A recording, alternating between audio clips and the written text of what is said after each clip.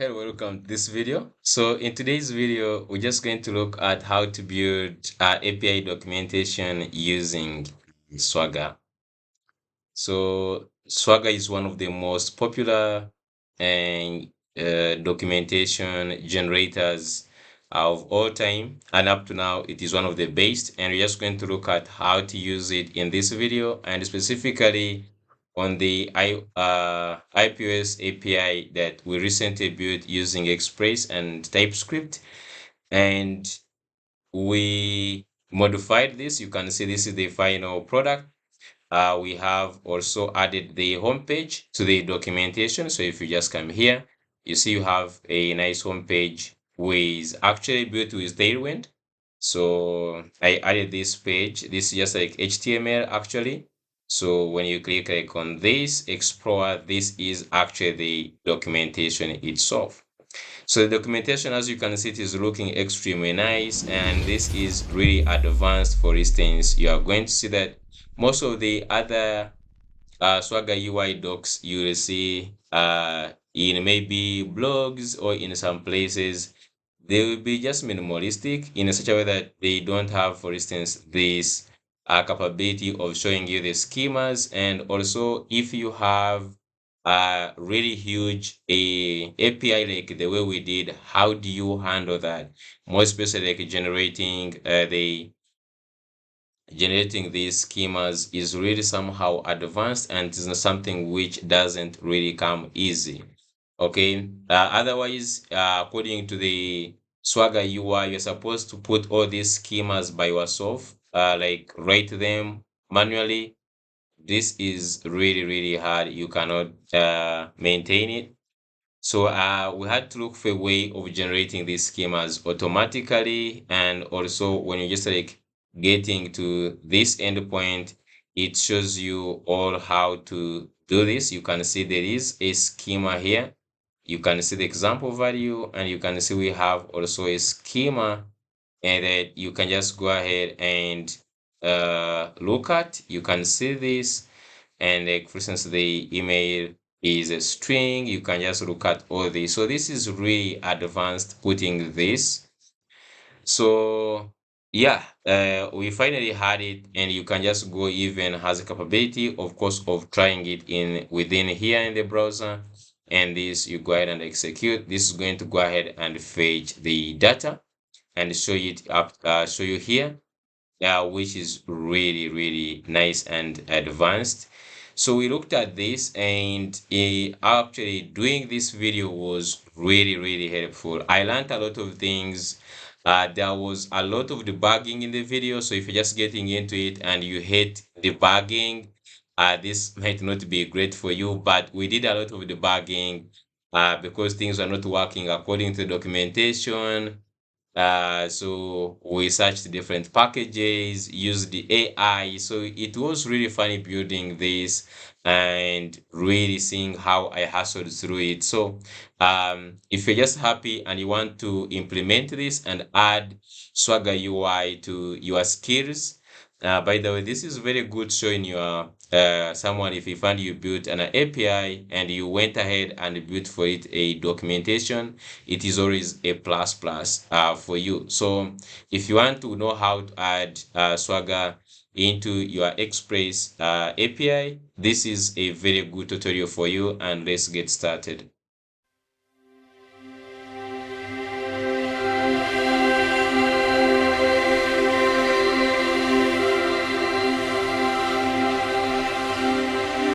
Hello, welcome to this video. So in today's video, just going to look at how to implement API documentation using Swagger. And API documentation is something I've been ignoring for a while. And I think it was due to the fact that I wasn't seeing a very big reason why we need to make the documentation. But after building this API, at least most of you have watched the video where we created this IPS API, we deployed it on Ray, and we did all these things together, all of us. If you haven't watched it, it is free on YouTube. Just I will leave a link also in the description. to that playlist where you're going where you learn how to make this API that is production ready. We created this API, and as we're using this API, me and my team, we started encountering some problems. So you find you want to use this endpoint, but you have no idea of what is supposed to be returned back from this endpoint. You're like, so what is supposed to be returned back? How do I create this shop? For instance, this is shop. We have, for instance, also for the sales.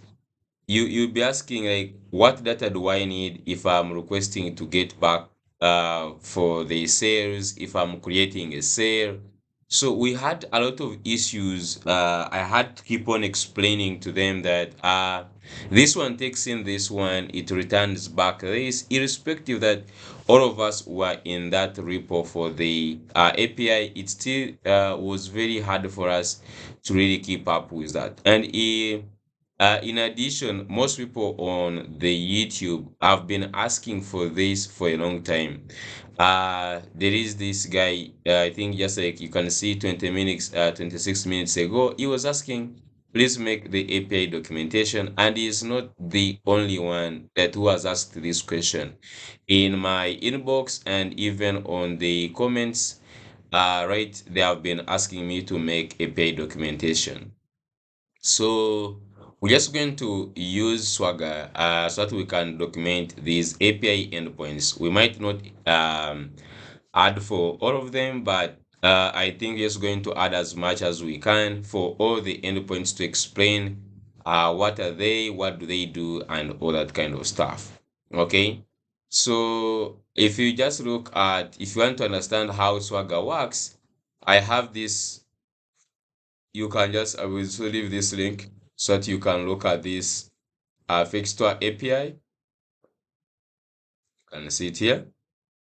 And this Fixstore API, you can see that they have this, they have their Swagger docs. And for instance, if you go here, you can see API v1 products, and they have these parameters, and you can see they let me just minimize this, but you can see they have all these endpoints they need. They have the gate, post, gate, put, delete.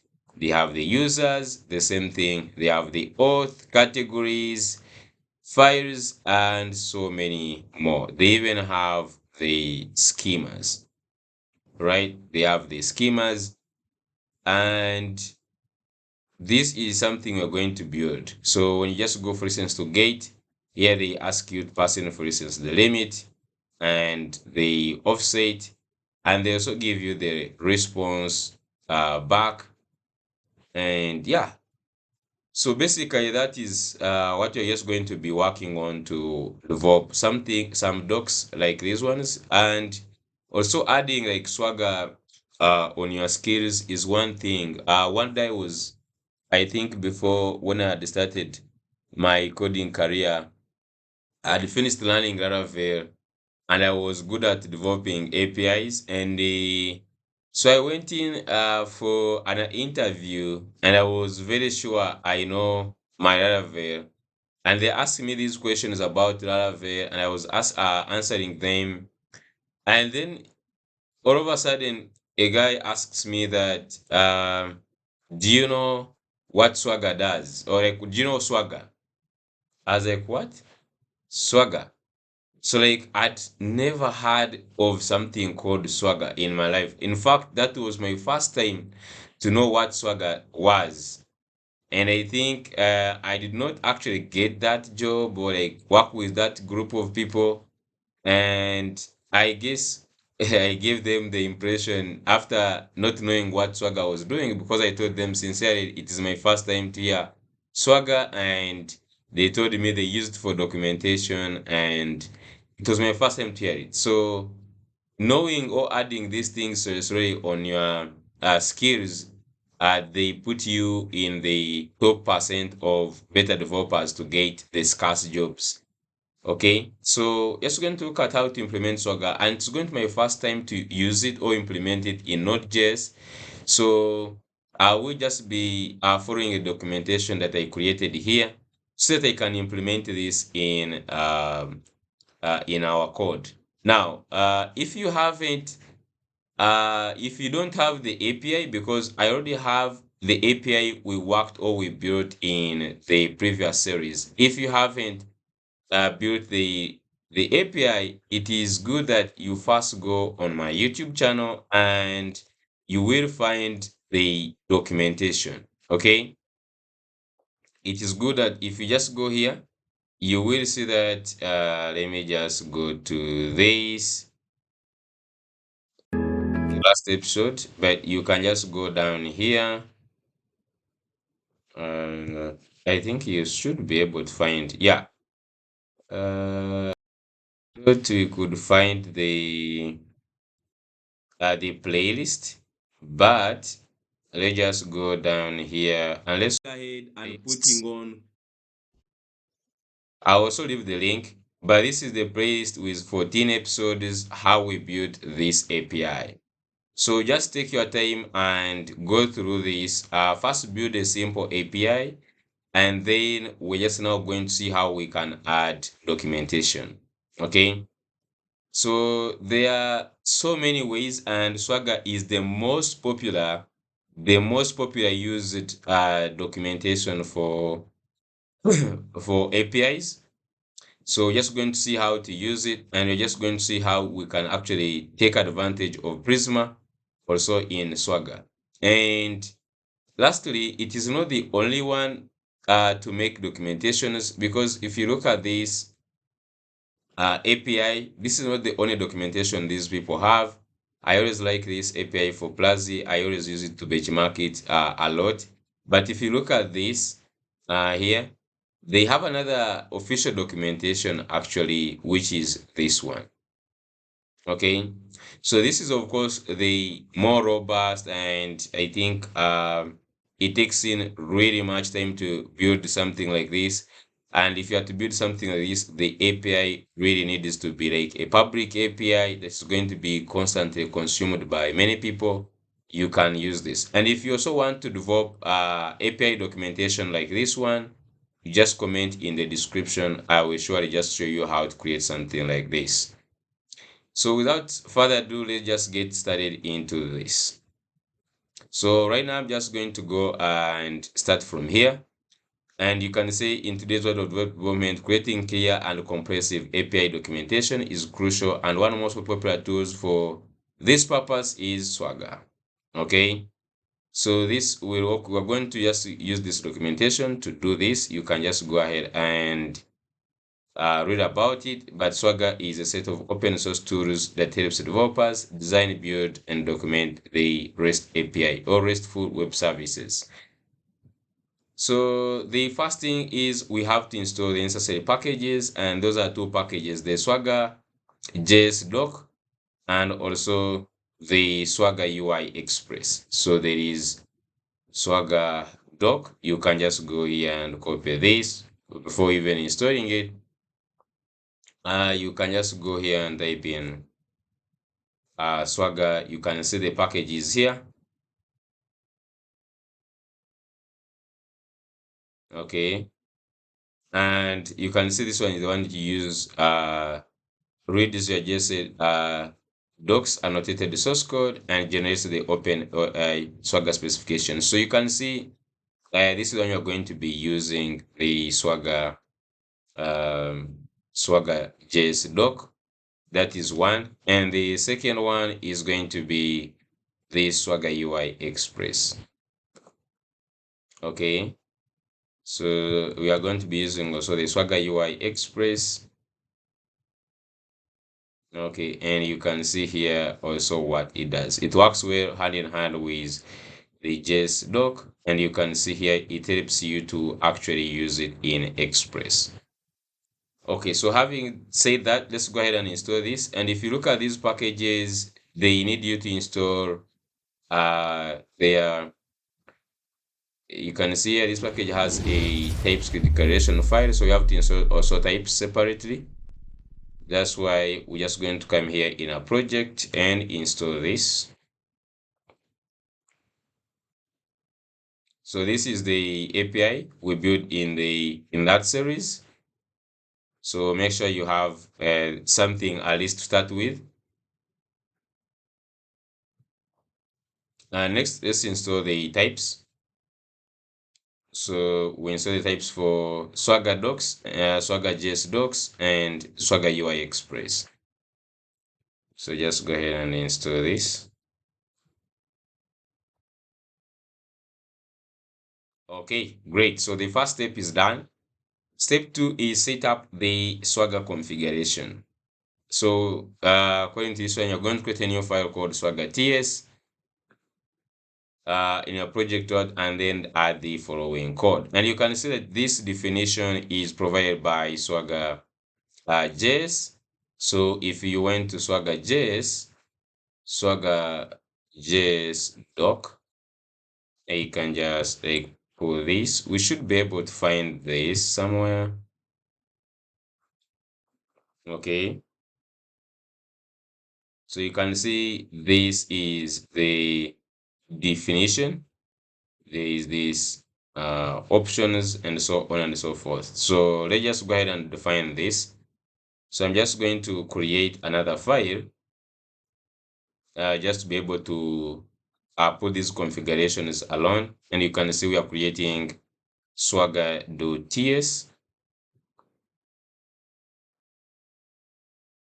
So in the route, in the root directory here, I'm just going to create a new file called swagger.ts. Creating it in the route swagger.ts,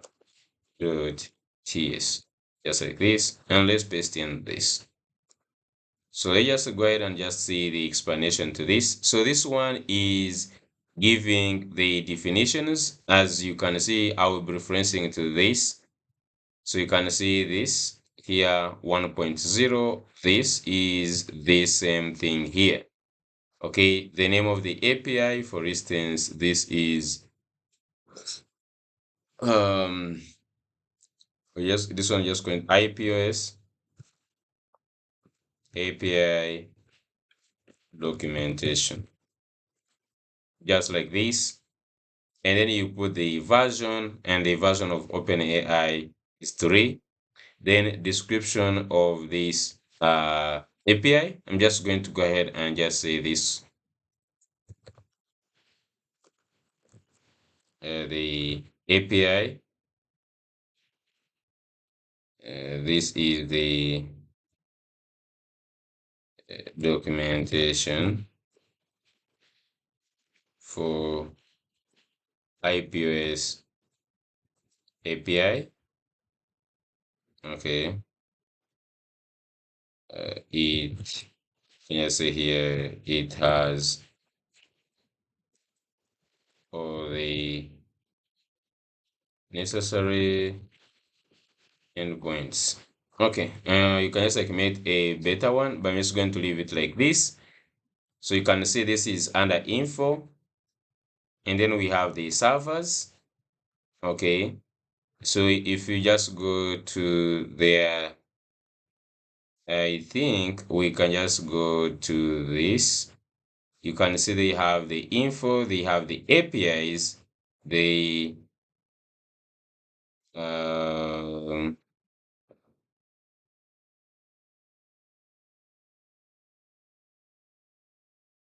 mm, okay. So let's just like move on. So here we have servers, and this one I think is 8,000. Uh, right now let's just like first leave this one, the development server, and then there is APIs. If you look at this here, how they specify in the docs here, API files containing annotations as above. So this is the files where the I think the API is located. So you can see here it is in the source. Okay, source, we have routes. So you can see here routes, and then we are saying star.ts. So this is the path to the API docs or annotations. So all the annotations for these endpoints are going to be located in the route.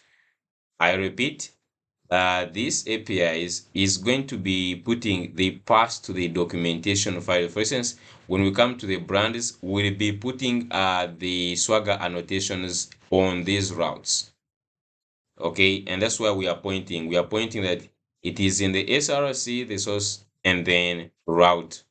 Routes, where is it? Then routes, then you can see star with all files with this extension. If it was JS, you would specify JS. Okay, great. So that one we export it, and now we have to use it. So scroll down here. So this configuration file sets up the basic information about your APIs and tells the Swagger where to look for the API documentation. Step number 3, integrate Swagger with Express. So now we need to go into Express. Now we can just create this middleware here. I'm just going to go and create this middleware in index.ts. So on top here, we have so many things, but I'm just going to go on top here to use this documentation. So you can see we have API. Now, depending on where you want to put this, either API docs or just docs, you can just say /docs. Now there is Swagger UI, so you have to import the Swagger UI. Import Swagger UI from the Swagger Express. Okay, Swagger UI from Swagger Express, and you can just look at this Swagger Express. I'm just going to duplicate this where we have Swagger Express.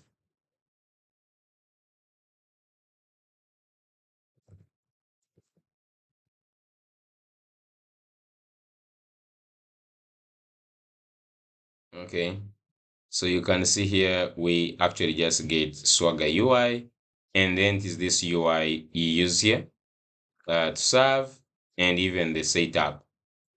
So we can just exit this, and I think these specifics are the ones we import. Let's just see here.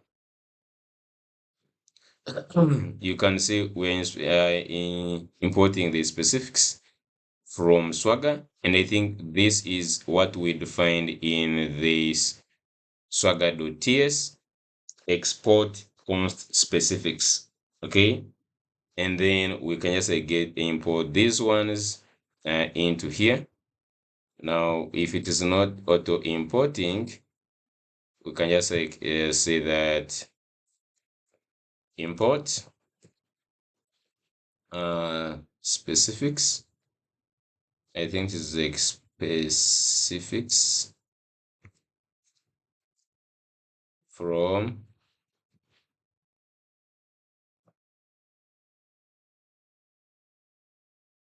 I think like is from Swagger.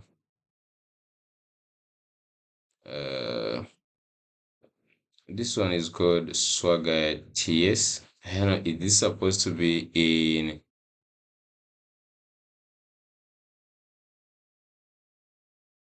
I'm just going to put this from dot slash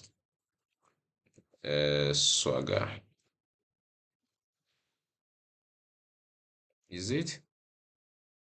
Let me just put first copy this and let's see. I don't know, for some reason is not being recognized. This Swagger.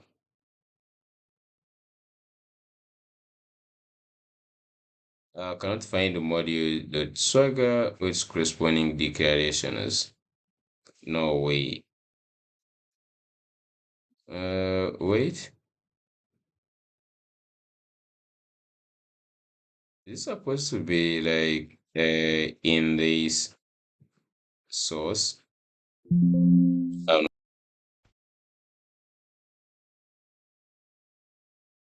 No. Okay, let me just look at this. There is the project structure. You can scroll down to the project structure. While I was just researching, I created this project structure. So you can see in the source, we have the app, route, controller, mode, and schema. And if you look at this, is on the same level, swagger.ts. Okay. So this one is okay. It is supposed to be outside here. Okay, outside here. I'm wondering why the export is not working. So we have these options and then we have these specifics. I think we can also, oh, this one now changes. I don't know why still up this is saying that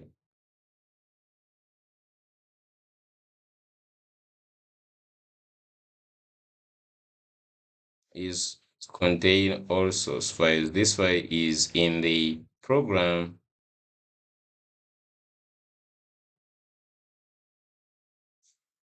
Okay, match to include the pattern.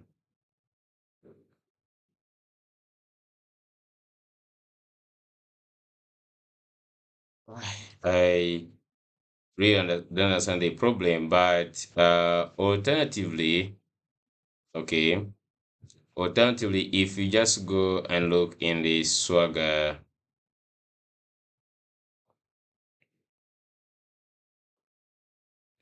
docs, you can see it is this one. So we can just avoid the problem by just saying, let me just see here.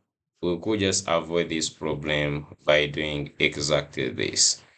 So I'm just going to import this in our index. Just going to remove this now. I'm just going to import this and just go to this. Yeah. Const options. So I just go ahead and copy these options. Maybe we just put them here before the Swagger UI, just like this. And then finally, we can create the specs. So I'll just go back here and I'm just going to call these here const specs, just like this inside uh, here, like this. Okay, so the problem goes. I don't know why we're having this one complaining. Okay, there's no big deal here. So we have the options and then we define the specifics and then we pass them in the Swagger UI. Now, I will configure, we just like find out why this one was not working, but for now to make it work, I'm just going to simply bring it inside here. So basically what you have done right now, I'm just going to do this. You can see we define the options or we just give the Swagger API some information and where all these are, the docs were going to be located. And now we just go ahead and define the specifics and we pass them here. Now this one creates an endpoint, for instance, when we go slash docs, and then it will just go ahead and work. I don't know if this servers here, I'm supposed to change it. I'm not so sure. I'm just going to go ahead and run. Let's just go up here.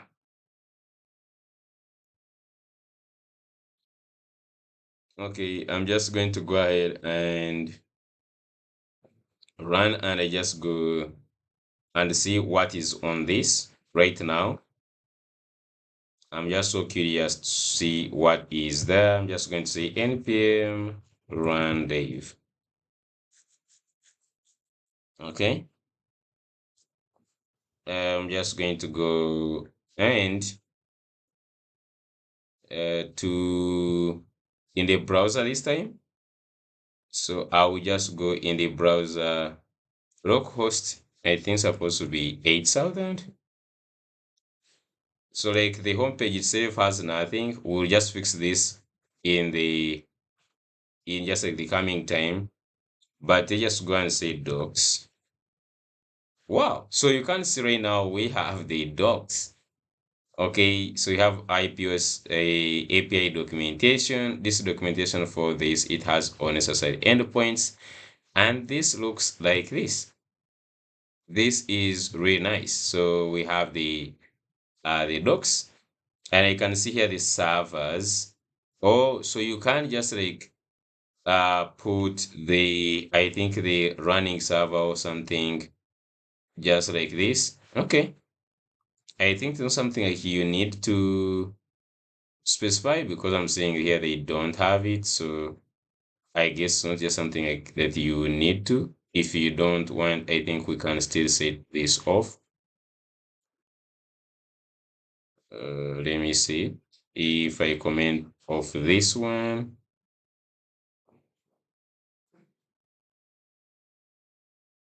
Okay, so you can see now we have the title and the description. Now you see no operations defined in the spec. So let's just go ahead and now start like putting these documentations. Okay, so now here step number 4, document your routes. So now comes the funny part of the documentation now. So we just have to go inside, for instance, the route. I'm just going to go here. Before we just add these ones, let's go down where we have to add the home page and more routes. So if you just go to our API now, if you go to the home page, I would want to put something pointing to the documentation. So you can see right now we have this. I just want to put something here that going to point to the documentation. So here I'm just going to go ahead and put docs. Okay, so I'm just also going to duplicate this so that we have two of them, one pointing to the home page, another one pointing this side. So let's just start with here. So want to just go ahead and modify. So for putting the annotations, we're just going to be putting them in the routes as we specified here, that all our notifications, the annotations are going to be inside the routes. And so inside the routes, we just start like, for instance, with the users. So these are the endpoints we have for the users. So how would we put these annotations? I'm just going to actually just say copy one here. This is for post. For instance, creating a new endpoint. So this annotation is provided by the JS docs. So if we just come, this is the endpoint for creating users. On top of it, not below it, but on top of that endpoint, we define this. Okay. You can see I'm just going also to get used to this, but this is very easy to do by doing, I think, a multi-line comment. In JavaScript, you just do star slash, and then you put, for instance, star star, just like this, and then you can do this. Okay, this is what we call a multi-line comment in JavaScript. And then as you can see, this documentation is actually defined on this. You can see here very well. It is defined over this. And the first one, you start by giving at swagger. Okay, and then you give these. Let's just like do one by one. So here I can start by saying at swagger, just like this. And then I just say this one is located. Now, what I just want to know is if this indentation, you can see how these ones are indented. So down we put the endpoint slash API. So this one is on slash API.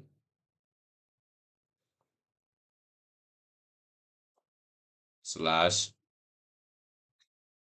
users and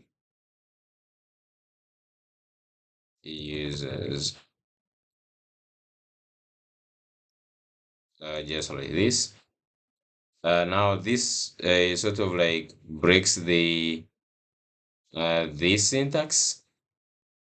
I don't know if we can just like so put like at or something. Okay, and then we can just go ahead and put these other things. Basically, I'm just going to copy this and edit. It looks like tiresome to type. Okay, so we have the other swagger, and then we have this. Oh, so just like if you put space, it actually works. Okay, you put space, and then we have post, and this one creates a new user in the system. Request body required true, and then we have all this. Okay, this is great. Let's go ahead and see if this is going to reflect in our docs. So I'm just going to yeah. So you can see now we have here the default, and then it has like API users create any user. This is really great. If you go down, you can see here we have this create a new user in the system, parameters, no parameters, request body is required, and you can see application JSON, example value, then they give the schema. So just going to look in a schema in a second, but this is really nice. If we want to add another one, for instance, we just go still the same way. We put for retrieving a list of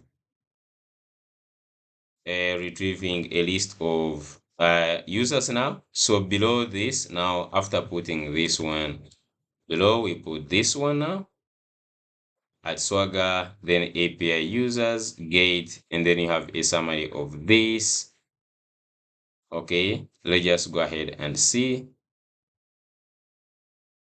if this is going to add a second one. And you can see now we have two, I guess. Yeah, so we have the gate, retrieve a list of users, and then you just see here parameters required, no parameters. Response is 200 and gives you this one, and then here they give us example. We'll see how to customize these examples, like putting the actual user. Okay, we shall see how to define the examples to this, but this is now going on where. Okay, so of course we can just define a third one. Okay, and this one actually has a parameter. Would want to see that. So just copy this and down here, just put this. And you notice like we put the comments on top of the endpoint. Okay. So for instance, this one is API user, and you see how you specify the ID. There are differences here. When you're just like defining the users, here we use this colon ID, but when you're defining it here in the docs, you can see we put the brackets ID, and it gets somebody gets a user by ID, description, and you can see here we put now parameters in, then path, ID required true, response, and then you're going to look at this schema. Okay, in a second to use, but this should now give us another third one. I would just want to see this, and you can see here, you can see like the parameters here.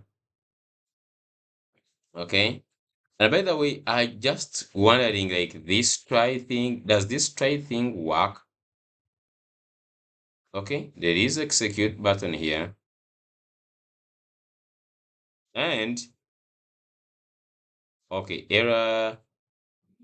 Okay, which one are we running? API users. We'll have to configure this. This one was running. Oh, localhost 8000 API users. It was trying to execute this. There is some problem.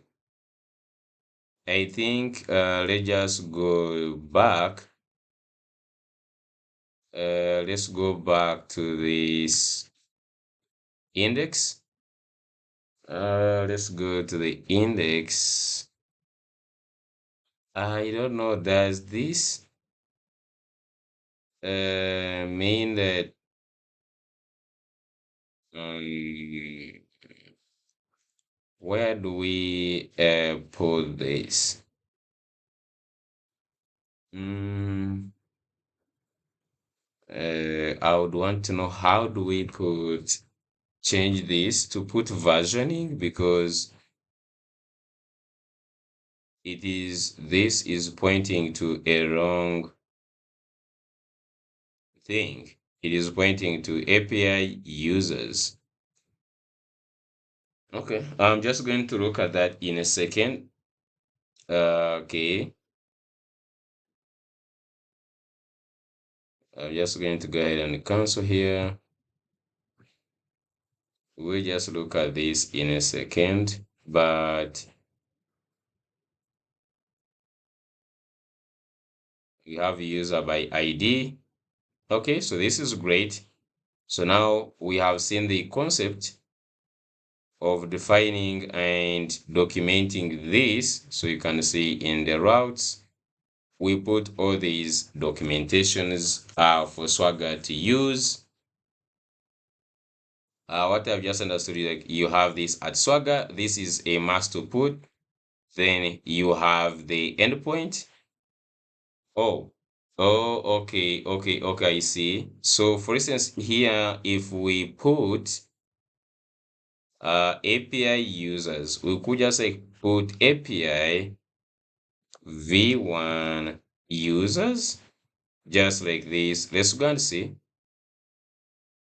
Just going to refresh, and you can see it has changed actually. API v1 users. So if you just go and try this now, I just so curious, execute, and yeah. So you can see it actually just executes this within this. This is so nice. Guys, this is really, really nice. I love this. My, this is so nice. Okay. This is nice.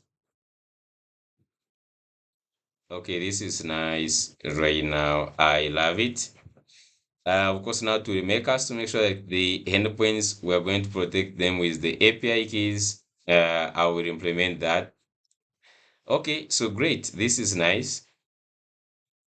Okay, so right now I just want to do one more thing.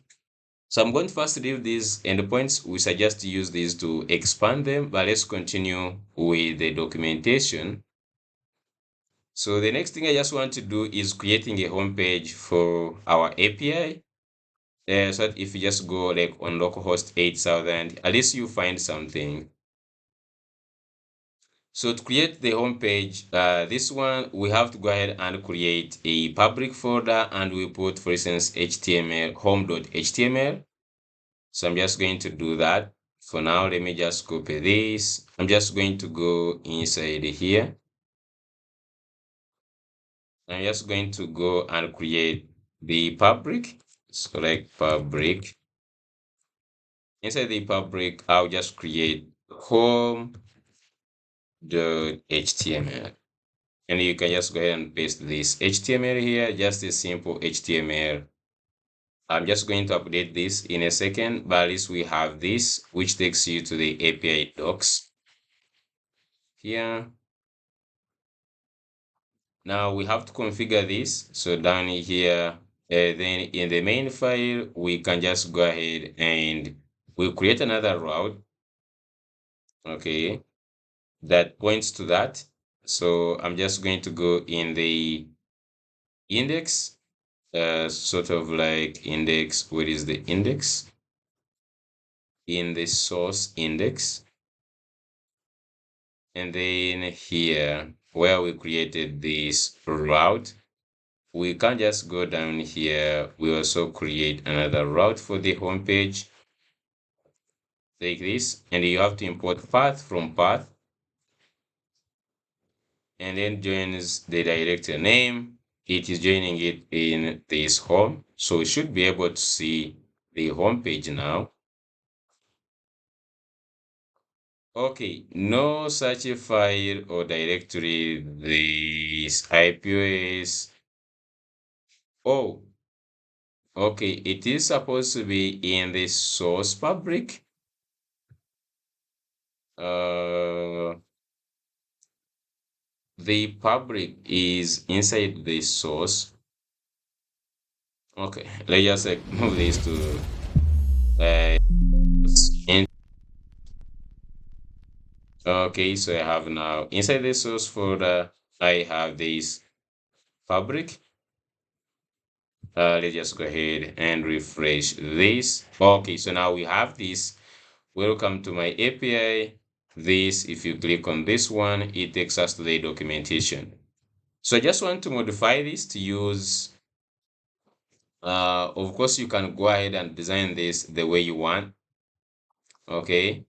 So if you go back to documentation here, scroll up, you will see that I gave you a link, see API HTML with Tailwind. So I created this playground for Tailwind. If you click on this, it will bring you to this thing here. Okay, it will bring you to this. So I'm just going to copy this HTML and paste it there side. And you can see it has a script to tailwind document .com plus this font and everything. So I'm just going to copy this. And let's go ahead and just modify in the fabric home. Let's go and modify this to this. So now we're using Tailwind, and we're using the script of the cdn.tailwind.com, and then we put this here. So I'm just going to go ahead and see if this changes. Yeah, so you can see this changes something like this. This is not the best design ever, but this just like to give us, I will just quickly change this in future to be somehow more nice. And but right now it has like a our this. I think I'm just going to make it a link. So just go here where we have this. I'm just going to convert this into an anchor tag. Just like this. Then we have the home. This is going to be so taking us here. Documentation, which is like docs. So yeah, docs. Support. I don't think we need support, but I'm just going to leave this documentation like this. This is just like to show you that we can actually put something here. Okay. So we can just go ahead and just also list all the API endpoints here. I'm not going to do it right now, but we'll put all the API endpoint. This is to show you this extra documentation button. I need to make it nice or connect it. So just go here and explore documentation slash docs. Okay, let's run this here, just like this. Okay, great. Okay, so we'll have these endpoints. I will take my time, create an array, and then put them here. So for now, let's just go ahead and just use it like this. At least we have a link to the documentation, and let's continue with the documentation. So one more thing we can do. So right now, everything looks very fine and nice. So we need just to use Prisma schema in the Swagger documentation. So if you just look at these endpoints we created inside the routes, and you go to the user is one we created. First of all, make sure you have here API v1, by the way, for purposes of testing. So you can see API v1, minimize this, and we can also just go here and API v1. Okay, so before I minimize this, if you go down here, you see there is this name schema. And this schema is to tell you what things are you supposed to pass in. For instance, you can see here ID, integer, name, string, email, this. Okay. So this is a schema. And if you look at how they use a schema here, you see that down here, they're going to show you that you're supposed to use this. They use it to generate an example. Now, if you look at our user, this is not actually how the user is supposed to be. If I just go here and look at the actual schema in the Prisma for the user, it is really very extensive. If I just go up here, user, you can see it takes in more things. Email, username, password, first name, last name, phone. So this would have to come and type this manually, for instance. Would have to come to this. Where is not users? Would have to come here and we manually put them. For instance, I would just go here and do this. We have the email. Now just come here, username is of type string. I have to go ahead and put a password. Okay, here password is of type string. Now let's go ahead and reload this. Go down here. Okay. I wonder why it has. Okay. Oh, so you can't see the schema right now. Oh, I think just like the same thing with the example value. How do we put more things to be seen? Because you have added some more stuff. Oh, I think just here on this, they have added on the response.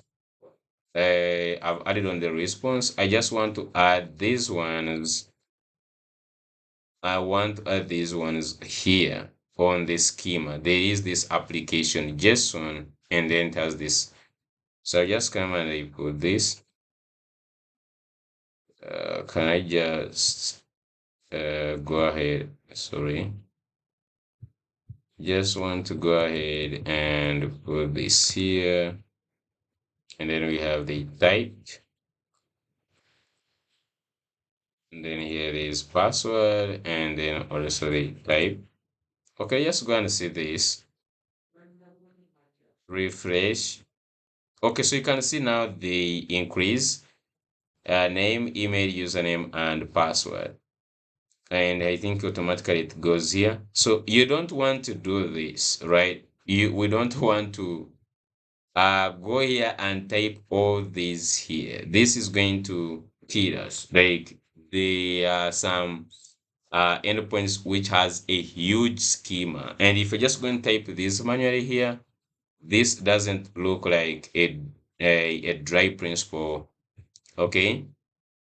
Because we already have these defined in the in Prisma. So we must have a way to connect them here.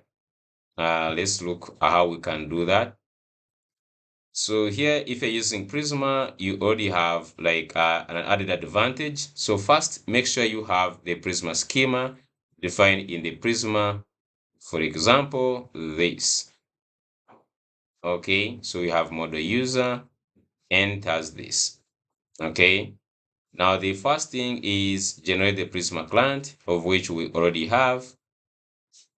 Of course, you have to have the Prisma client. That one we already have. The another one is create a file to export Prisma generated types to something.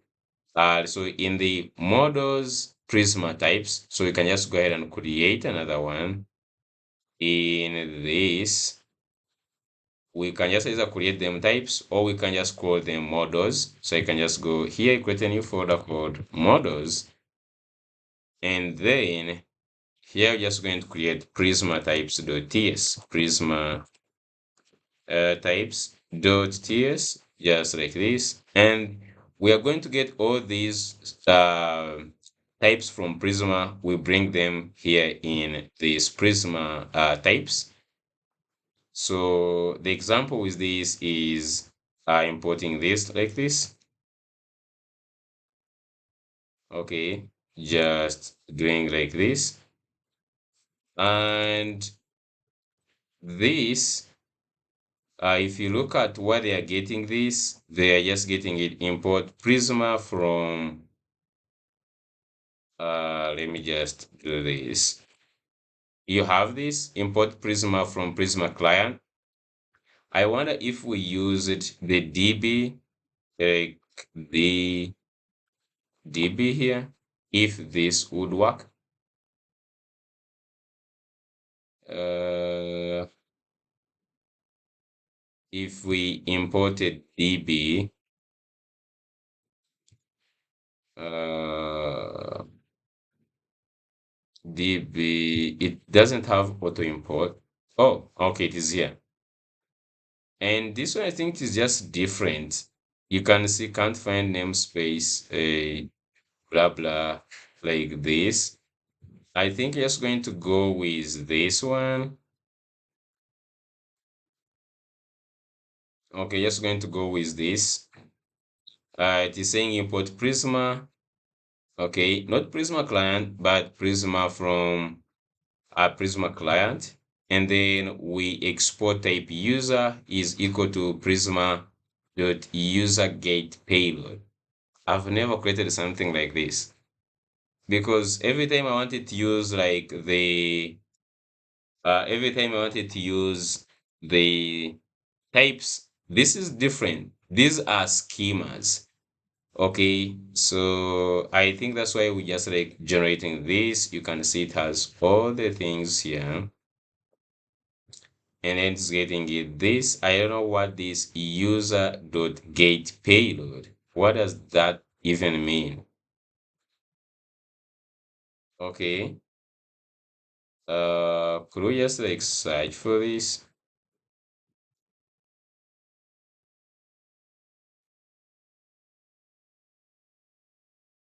Operating against parser structures of model types.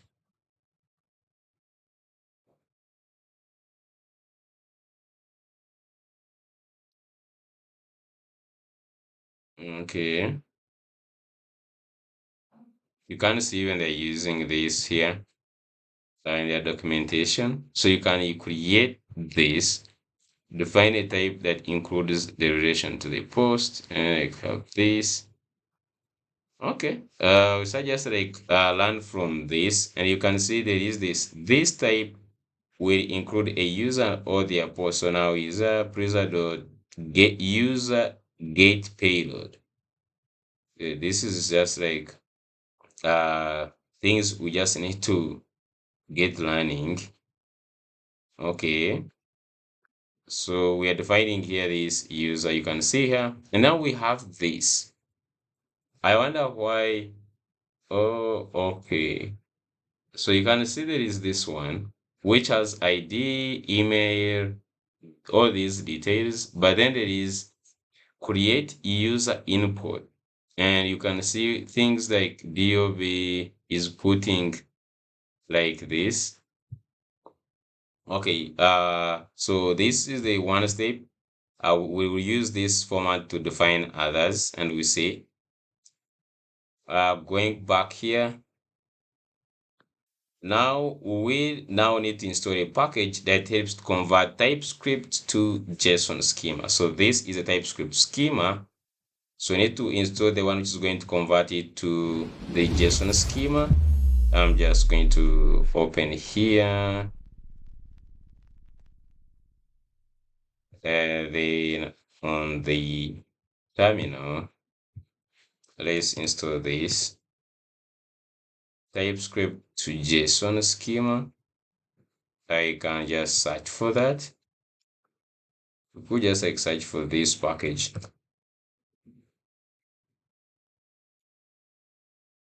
Okay.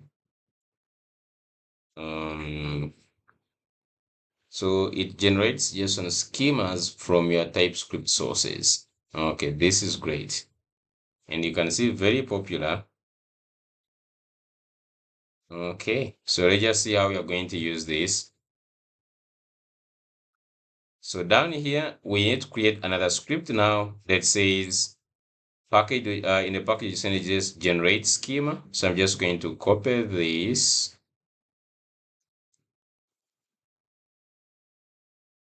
and just go to the scripts, which is in the package.json. So down in the scripts, we're just going to put one more script, just like this. And this is generate schemas. It uses TypeScript JSON schema. It goes to source models prisma types. So here this name matters, prisma types. If you change here, I think you have to change here. And then the output should be in the source schemas source schema.json. So it will just going to create a new file when we run that. Right now we don't have schema.json. So we need to go ahead and run this. So run the script, which is npm run this, and we see what is going to happen. I just go down here and let's run this. And yes, so something happened. Hoping it's not an error that happened, of which it is an error actually. This now I think this style don't. They're saying type concatenate not found, error type star not found. Okay, so let me just go here and see. Do we need to put this model.ts? This, what is this? Can we just see generate schema in this?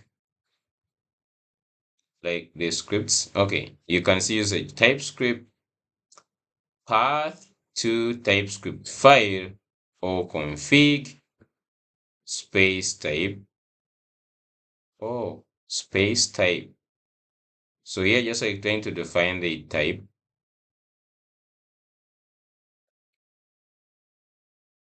It is output. They have given all these options. Okay.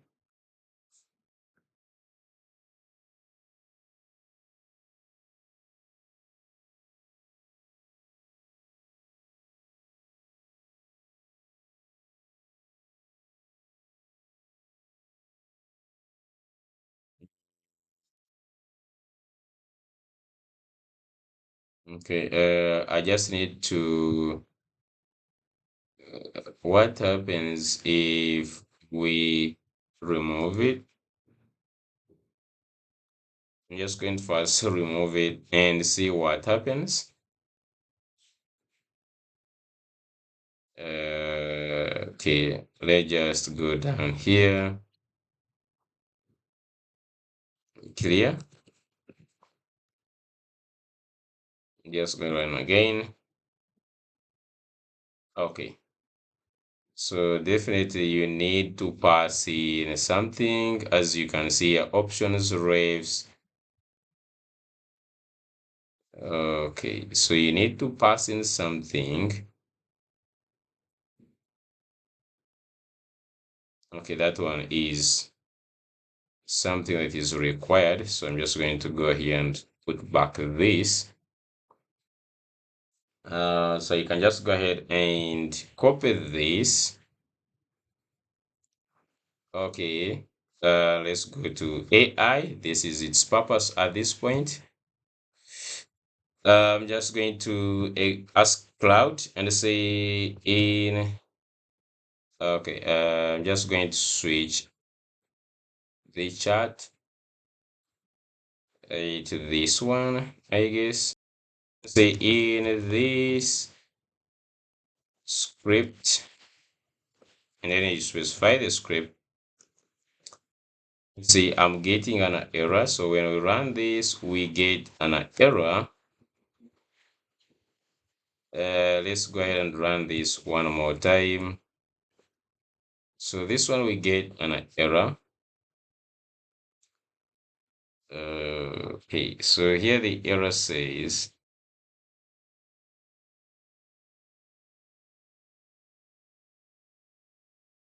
okay, I'm just going to get, I just get this error.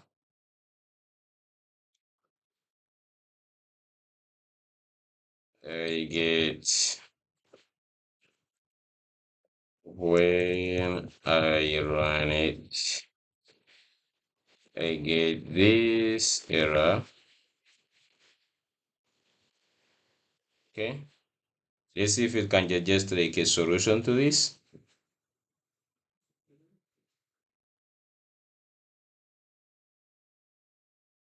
Okay,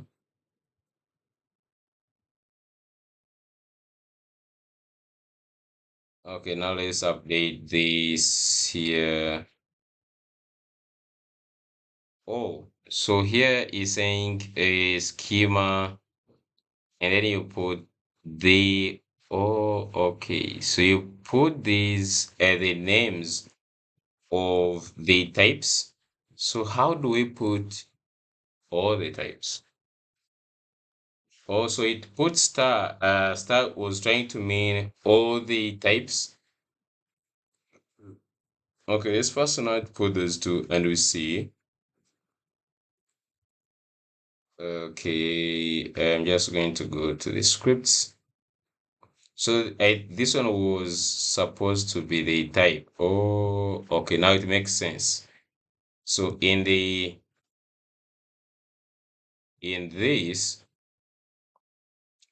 if you look at where is this? If you just look at this one, it has this usage. So you can see here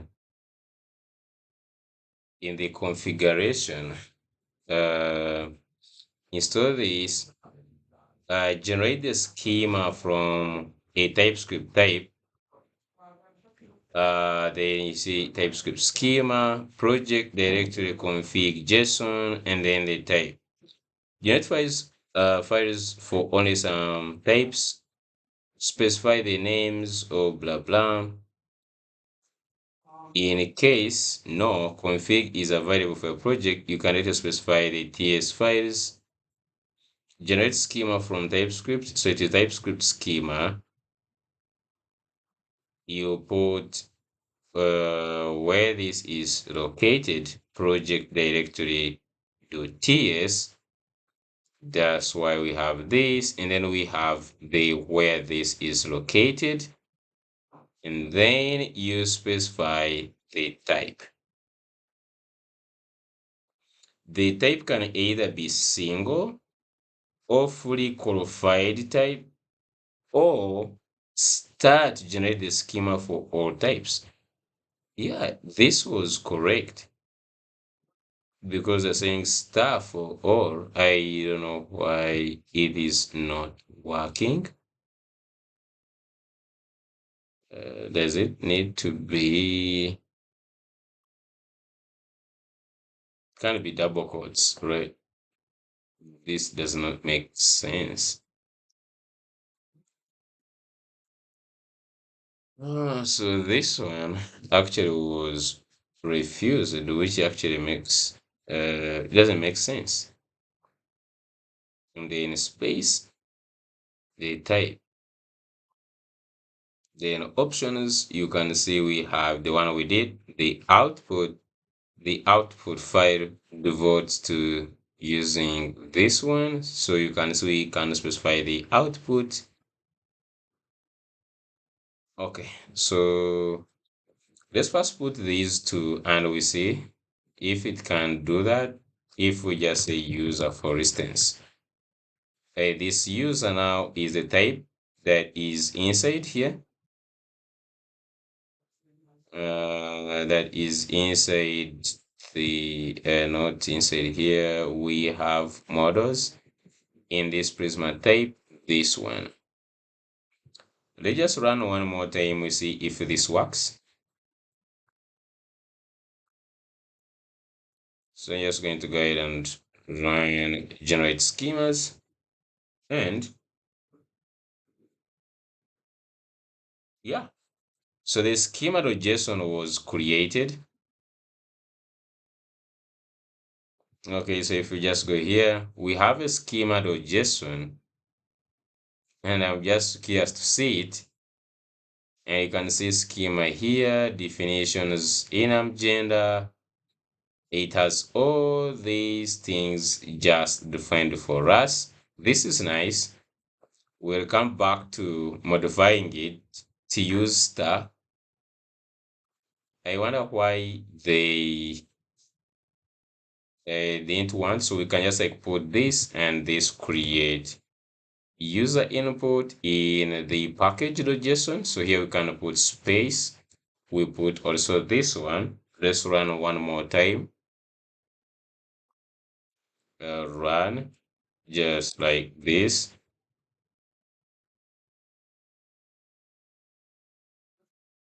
And yep, if you just go back to this one, let's go ahead and see the how many are here now.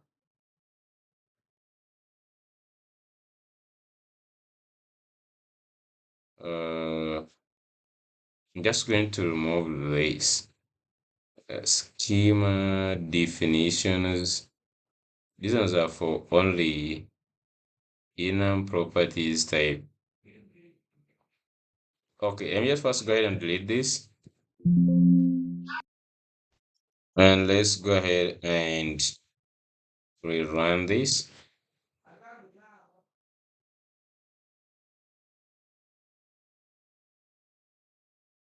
Okay, so let's just check one more time now. Okay. They are all actually based on the user, so I think that's why you have only one. Okay, so now what I just want to do is create one more here. So for instance, we have a user. I'll just create an easy one. Let's just go ahead and create like unit, just like this. So I just want to create for the unit. So go here and let's go ahead and create, for instance, a duplicate, and just going to call it unit, just like this. And I'm not so sure now what to get here. We say user dot. It can just say just say user dot payload. Where did it just get that? Mm, okay, to learn this, I'm just going to say, for instance, this is, I'm just going to go to this cloud and give it all this. So here is my schema, and you can just go ahead and put these three, and then enter, and put this whole entire schema, which it will paste it as a file, which has no problem. So you can just say, you can just going to say here, remove this, and you can just say, and here is my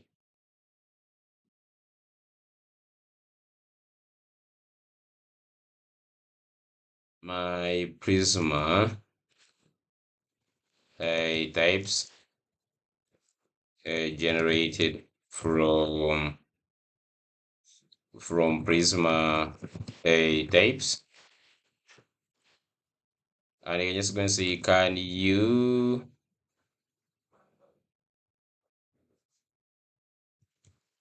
I'm just going to go down here and I say, can you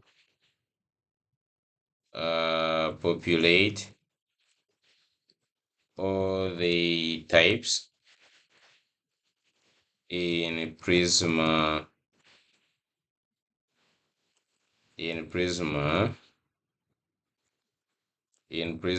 types from the Prisma schema.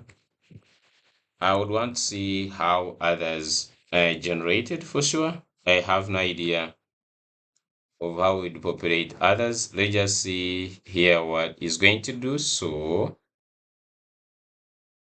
oh, okay, this now makes sense.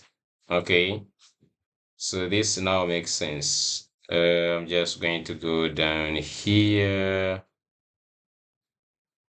here. Okay, I'm just going to go ahead and get this and let's put here so that we can learn together. Okay, so this is how you get all this. So user, each endpoint has two. For instance, export type user has prisma dot user get payload, and then there is this create user input, prisma dot user create input. So I think using this same naming convention, you can see export type customer is prisma dot customer dot prisma customer get payload. You can see the same here, user, okay, get payload, and the same thing, customer create input. Now you get the point. Okay, you get the point how to define this. This is really nice. Okay, so next is we need to generate types for all these, not just only one. Okay, so if I just go ahead and I specify user and customer, I'm just going to delete this.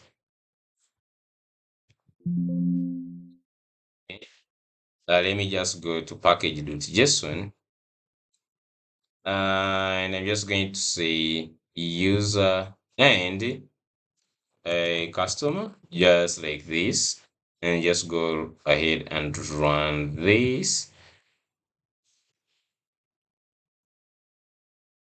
So it's going to create the user plus the customer schemas, and you can see we have the schema here. Okay, uh, these, and it creates only for the first one. Did you notice that? So because here these are just explaining properties, these are for the user. Okay, these are for the user only. So how do we generate schemas for all of them at the same time? I guess it is taking for, if you just go package JSON, I believe it's just taking for the first one, neglecting the second one. Okay, so I'm just going to remove this, and now I want to specify the star, and not this.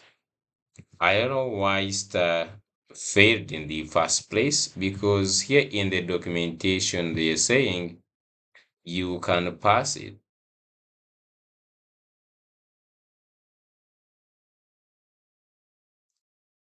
Okay, I don't know why they're just very clear here. You can either, they say you can type either a single fully qualified type or star to generate the schema for all types. This is very clear here. I don't know why if we put it, it does not make it. Let me just delete here. And let's see, did it just here cloud? Did it make some changes in some other places? Here this, you can see it has repeated it. You have to specify the star. Okay, this will generate the JSON schema for all defined here. Update your Swagger configuration. So just like update this in a second, but I just want to run. Oh, maybe we just need also to put this, but this component schemas will put it, but I think it shouldn't just like stop us. Let me just go ahead and first put this. So in updated, I think this is in the documentation, update your Swagger configuration to add this. Okay.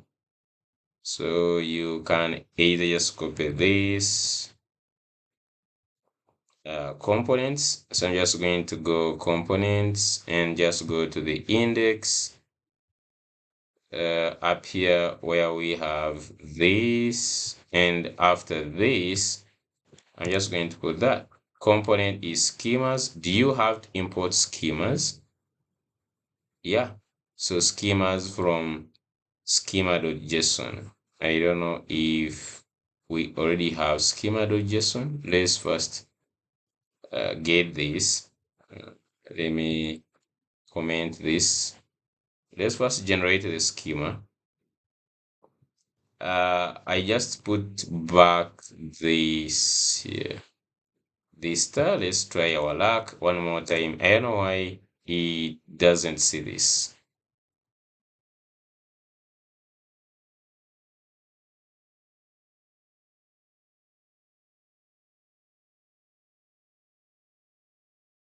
Maybe there is a configuration we need to do.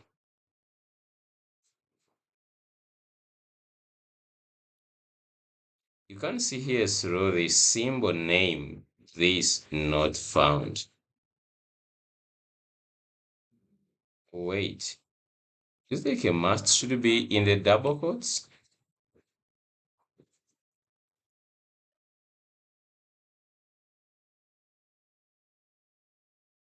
Mm,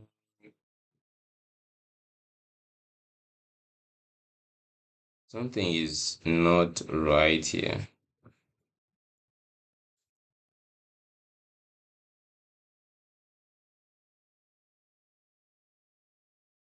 You can see a throw error type, concatenate symbol not found, and here they're saying type star. So they're just taking it to adjust this. There is no way I can put double quotes in this. Oh, seems to work actually. It doesn't. It doesn't. How about this one? Okay. Is there any possibility of making this one single quote? Okay. There is no possibility of also doing that. Okay. Just going to put back these single quotes. Hmm.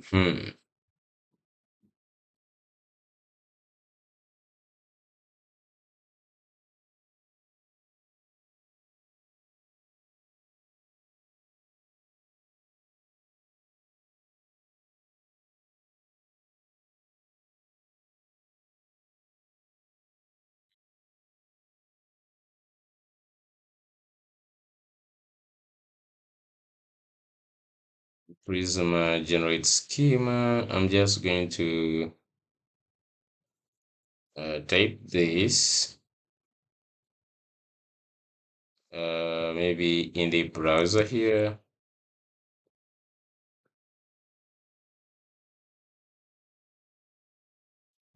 Let's just go and just using the TypeScript.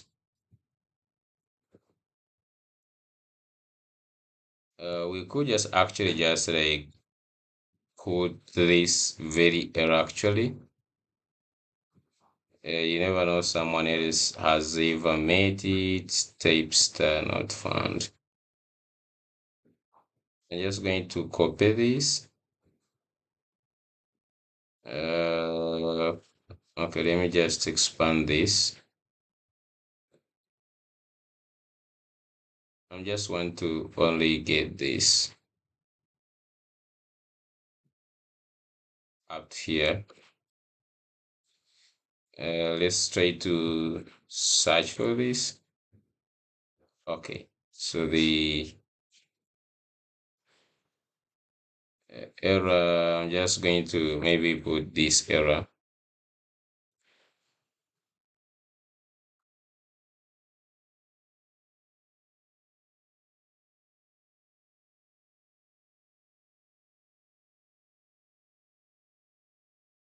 Okay,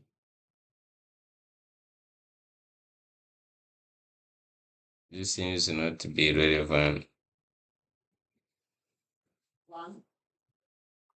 When running command type script JSON schema, no required refs.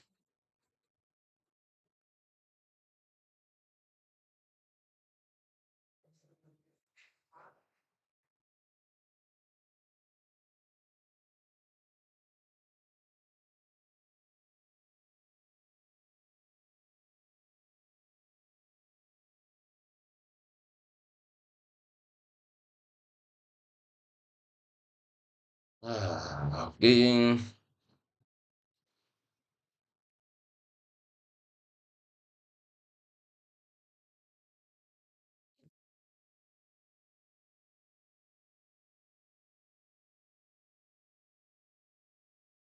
Okay, I think you have to run it on the command line.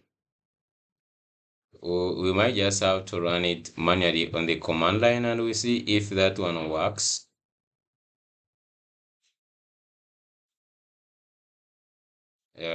I think that's what I'm just going to do.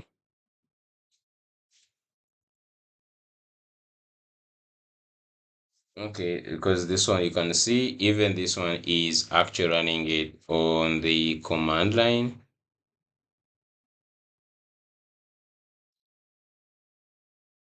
Okay.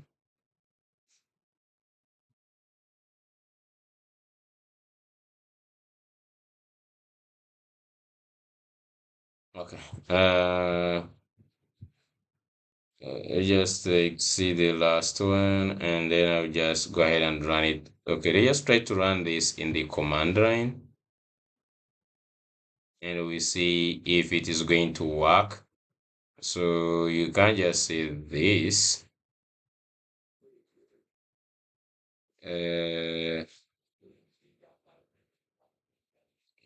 Just going to copy this. So you can see,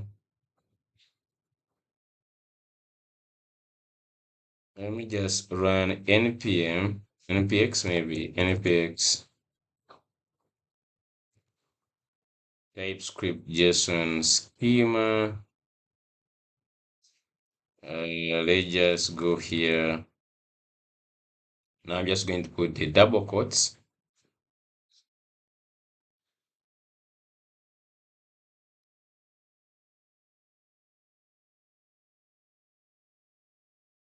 Just put stuff like this. So I'm not so sure if this one will work.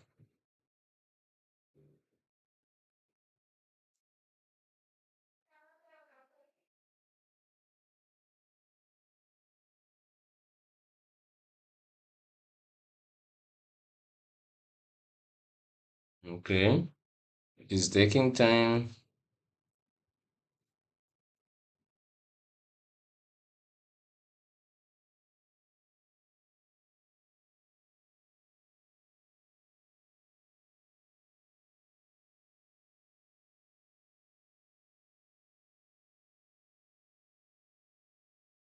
I'm not so sure if it is doing something. Let's look at the types. The types are also many, I believe, but does it need to take all that time? Not so sure.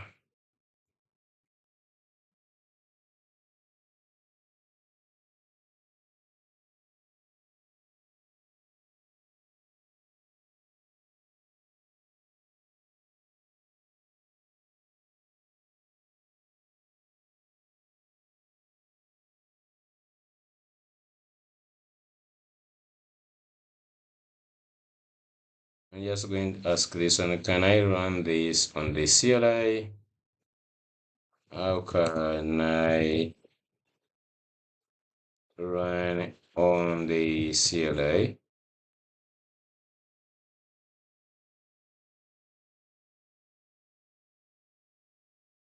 Okay, so you first of all you have to install this globally now. Okay.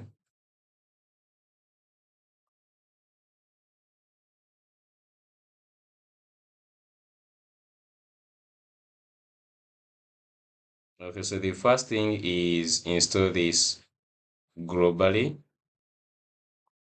So I guess that's why we are stuck here. Okay, so I'm just going to go ahead and install this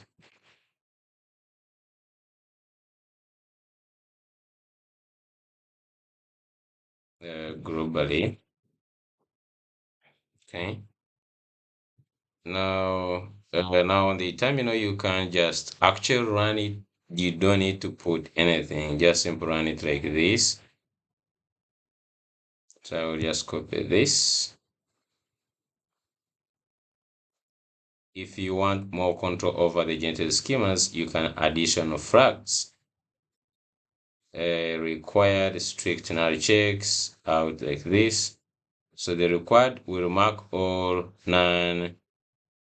non-optional properties as required in the JSON spinner. We'll mark all non-optional properties. Strict null checks will include null in the type if the property is nullable. If you want to generate schemas for specific types instead of all types, replaces with the names. Okay. So instead here, we're just going to use this one. Okay, so it installed. Let's clear this. And we're just going to go ahead and install, run this.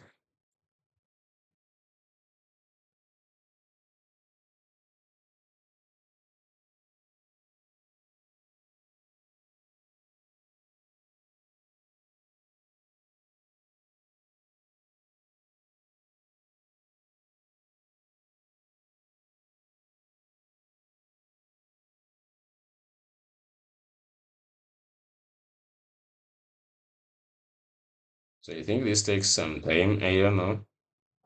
It's waiting for it.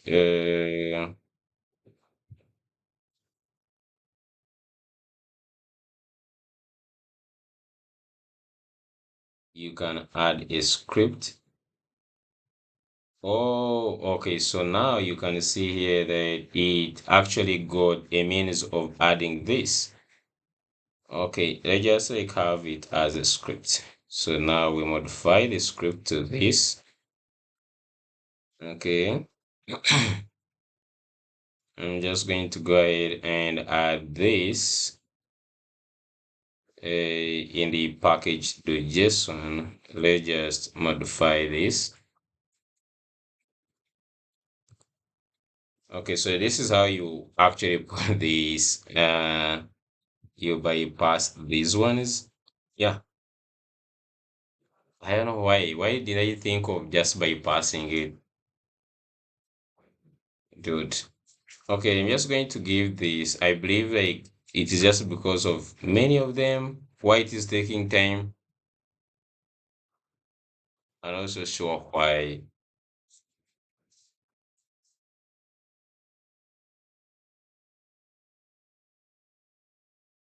Okay. Uh, I'm a growing impatient. I don't think should just take that long. Clear. Then just try npm run generate schemas.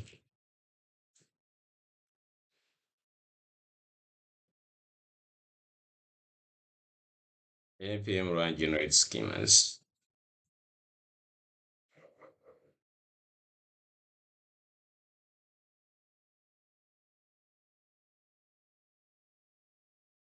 So basically this takes some time to really generate that huge schema. So I'm just going to wait and then I'll be back when it is fully generated.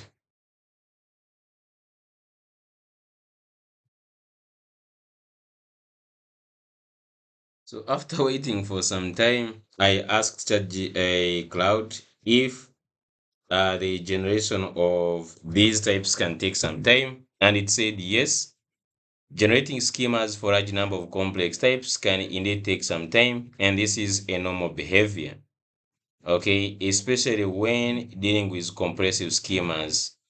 And yeah, it has just told me a number of things to consider because I have a lot of these. So for the purposes of simplifying the process, let's just put a few here, for instance, actually. So I'm just going to duplicate this. Okay, I'll just duplicate this and comment one. And then here, instead of just this, I will just go ahead and put user, just like this. And this one, of course, is not required. So I will just go and put it in my notes, where the notes here. I will put this command. Just going to remove this. I'll just put this in my notes here so that I will just, if I want to use it, I will just get from there. For now, I'm just going to go ahead and generate for only user. I don't know, I put, when I put space, a product, just like this. Let's go ahead and run this.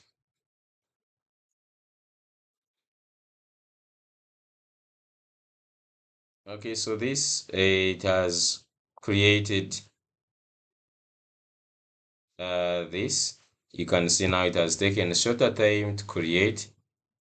I don't know if it has created also for the product.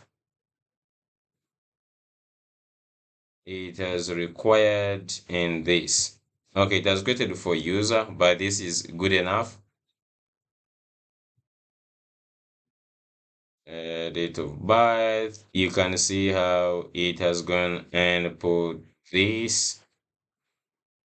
Okay, required and the type. So I'm just going to go ahead and try to use this schema. So the next thing in the documentation, after you have generated the schema, now you go ahead and put these components and use the schema. I will just go to index.ts. So you can just go to index to here where we had this. Let's go ahead and add components and let's import this. Okay, the schema from here. I don't know, you need to, I think just referring to this schema here. And the way you can import this was import schemas from this. I don't know if that is something that you can easily do. So here, I'm just going to put this down here. Import schemas from, let's just do this, dot slash, dot slash controllers. This is in the source, dot, so just a source. And in the source, we can just add schema, schema.json, this schemas .json. I don't know why it is not recognizing this. Okay, consider using resolve to, okay, cannot find this. Consider using dash dash resolve JSON module to import this. I think this is supposed to be in the configuration file.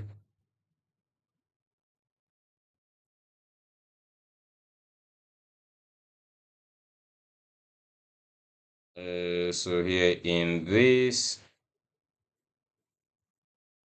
include this and swagger.ts.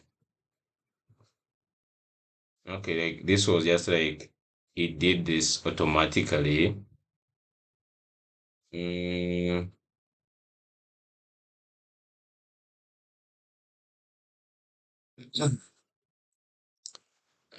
we have this one. And I'm just going to do this. You can copy this error. We can just put it here.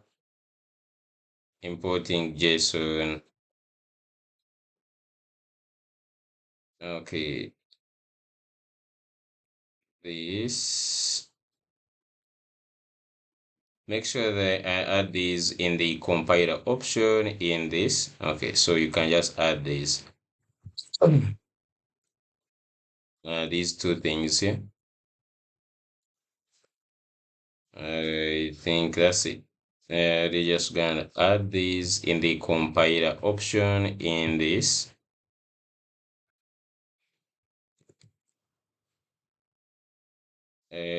One of them I already have it, so just put one like this. Yeah. Okay, that is the solution. And since they're in the same file, you can just like do this dot slash, I guess. Okay. Okay, so now next after putting this, you have this one, and now update your routes to use these schemas. So just go to the users. Now you can just reference to this. So you just go and put schema, and you can see when here schemas or type array. Wait. So for the create, we say application schema, then we put this. Let me just go and see. Copy this where we have schema. I'm just going to add this routes users and post down here. You have the schema. So instead of all this, just add this. I think that's how we add it. Yeah, you just put this, and I'm just going to go to how about responses? Is that in the responses? Yeah, so you put it in the and even in the responses. So here in the response, where we have schema, just go ahead and put this. Okay. Let's go to these other ones. Content. So there is what has schema, type array, and items. So this was put under items for this one. You can see items, then we put a schema.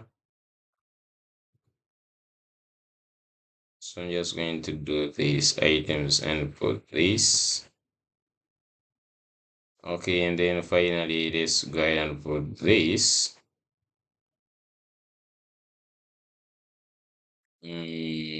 Swagger users. So down here where we have this schema, I'm just going to go ahead and add this. Okay, so hoping that now we have a more detailed thing.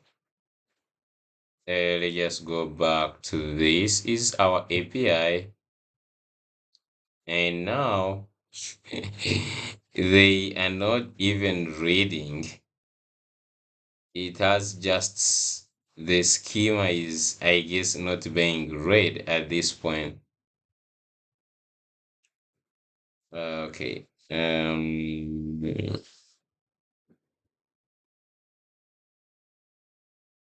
Okay. At ref components schemas user.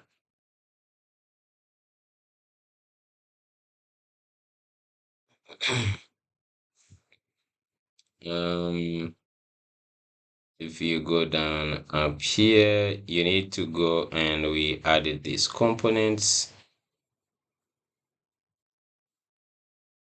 and we added schemas. If we just go back to the index and then we just go back to components where this schema is coming from, I just want to, yeah, this is actually directing to the right file. And here is having schema, draft, or something, definitions.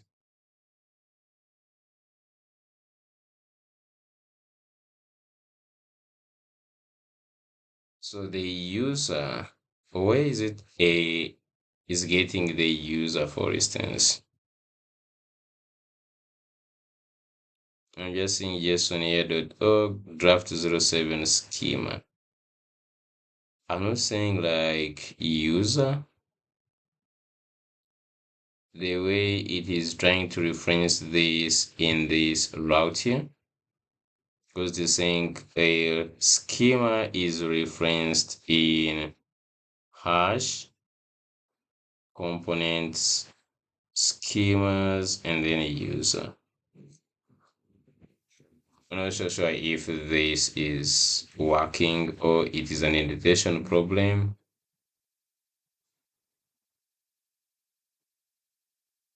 Mm, we have the schemas.json.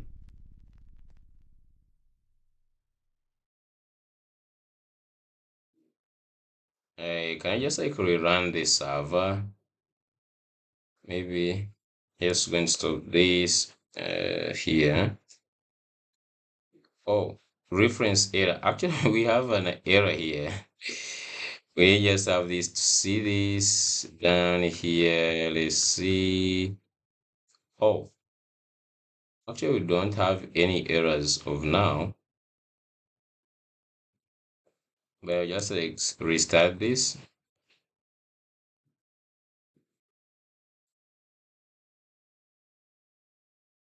You don't know why they are not picking a default post users. And by the way, why does it put even default? Okay, we can see here down the schemas, and the schema is empty. Definition is empty, properties empty, required empty, type empty. And something is here saying, oh, what was that? So when I click on the schema, this is when the error came, I guess. Why are my schemas just like this? All of them, they're empty. Actually, this one looks like this one. Oh, oh, okay, you have to, you can see these ones, they have their schemas here. Okay. So we're trying to do something like that, but our schemas resolve error at component schemas property dot gender. Could not resolve references, could not resolve pointers, definitions, enum, gender does not exist in the document. And most all enums are not working. Okay, so this is, I think that's what the problem is. Let's go and go back to this schema. This was in the prisma types.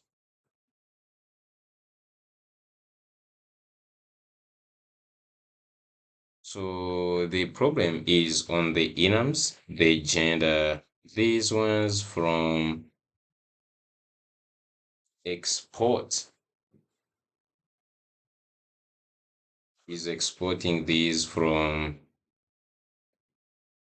So let's just like put this error to, I'm just going to copy this. So let's see what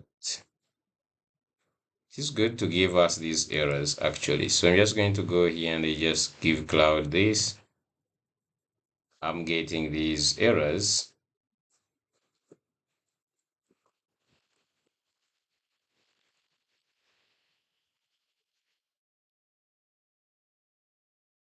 Okay, let's just see what it's going to say.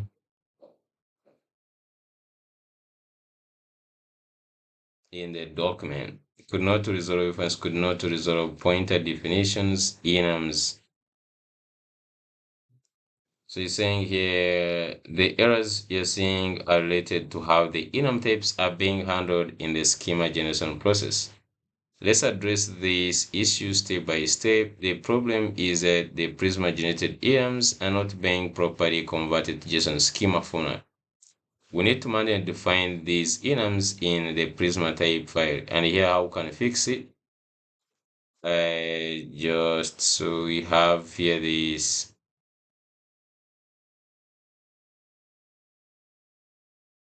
update this. What happened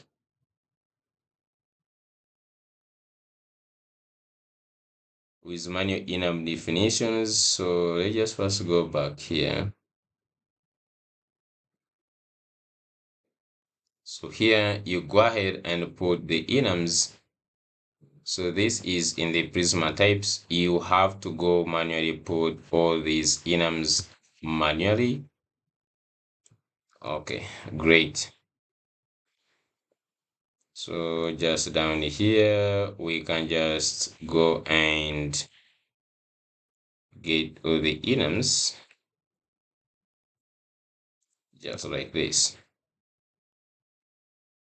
Okay, yeah, that's okay. And step number 2, after making these changes, run the schema generation again. Okay, so it will, if you're still using these flags,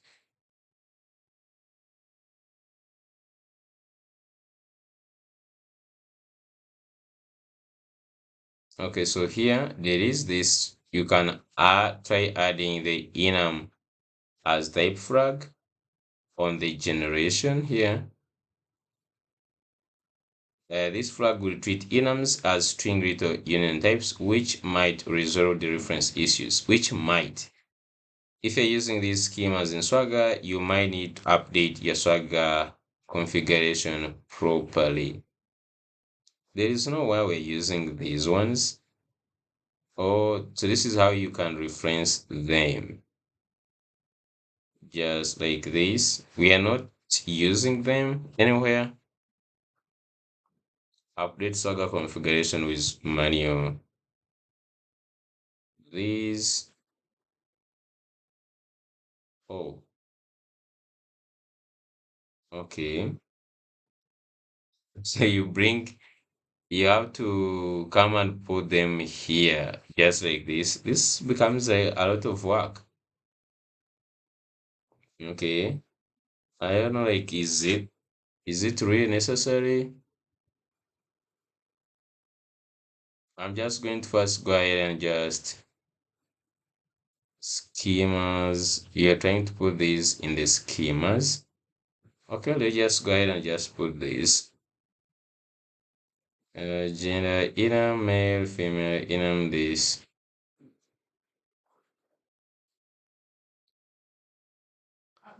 Let's go to this index. Just go to index. I'm not so sure if these are really necessary to add them like this. Schema, so this is an object. You spread the schemas, and then you can add also these ones. So it means you can define all the types manually here if you want it. Okay, so I will just regenerate this one more time.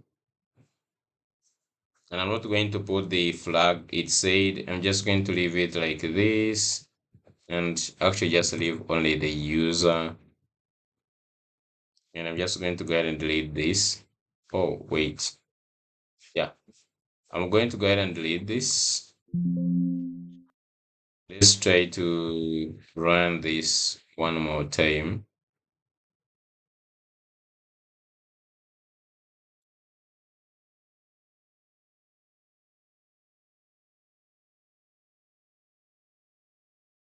Okay, so this one should now be okay. Okay, let's just go and see if the error goes.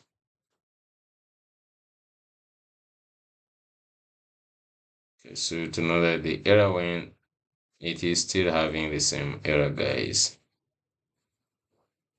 We still have the same error here. Can't resolve. Now it has another error right now. Users API users.post.request.content could not resolve reference, could not resolve pointer. Component schemas user does not exist in this document. And that is true if you just go to the generated schema this time.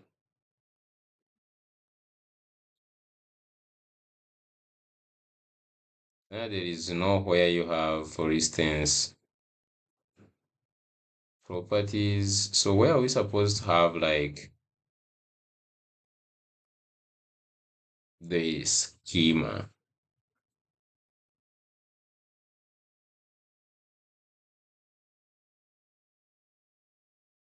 Okay, just wait for a second.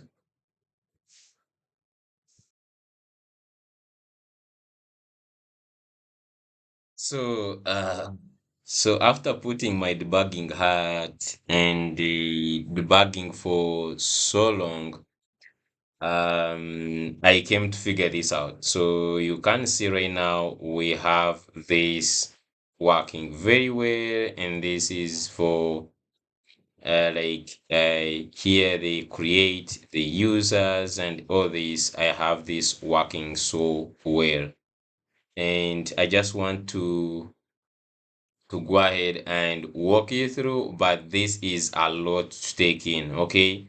This is a lot to take in. Trust me, we'll just try to explain step by step, but it really became serious more than I expected. So the first thing was we're using this package.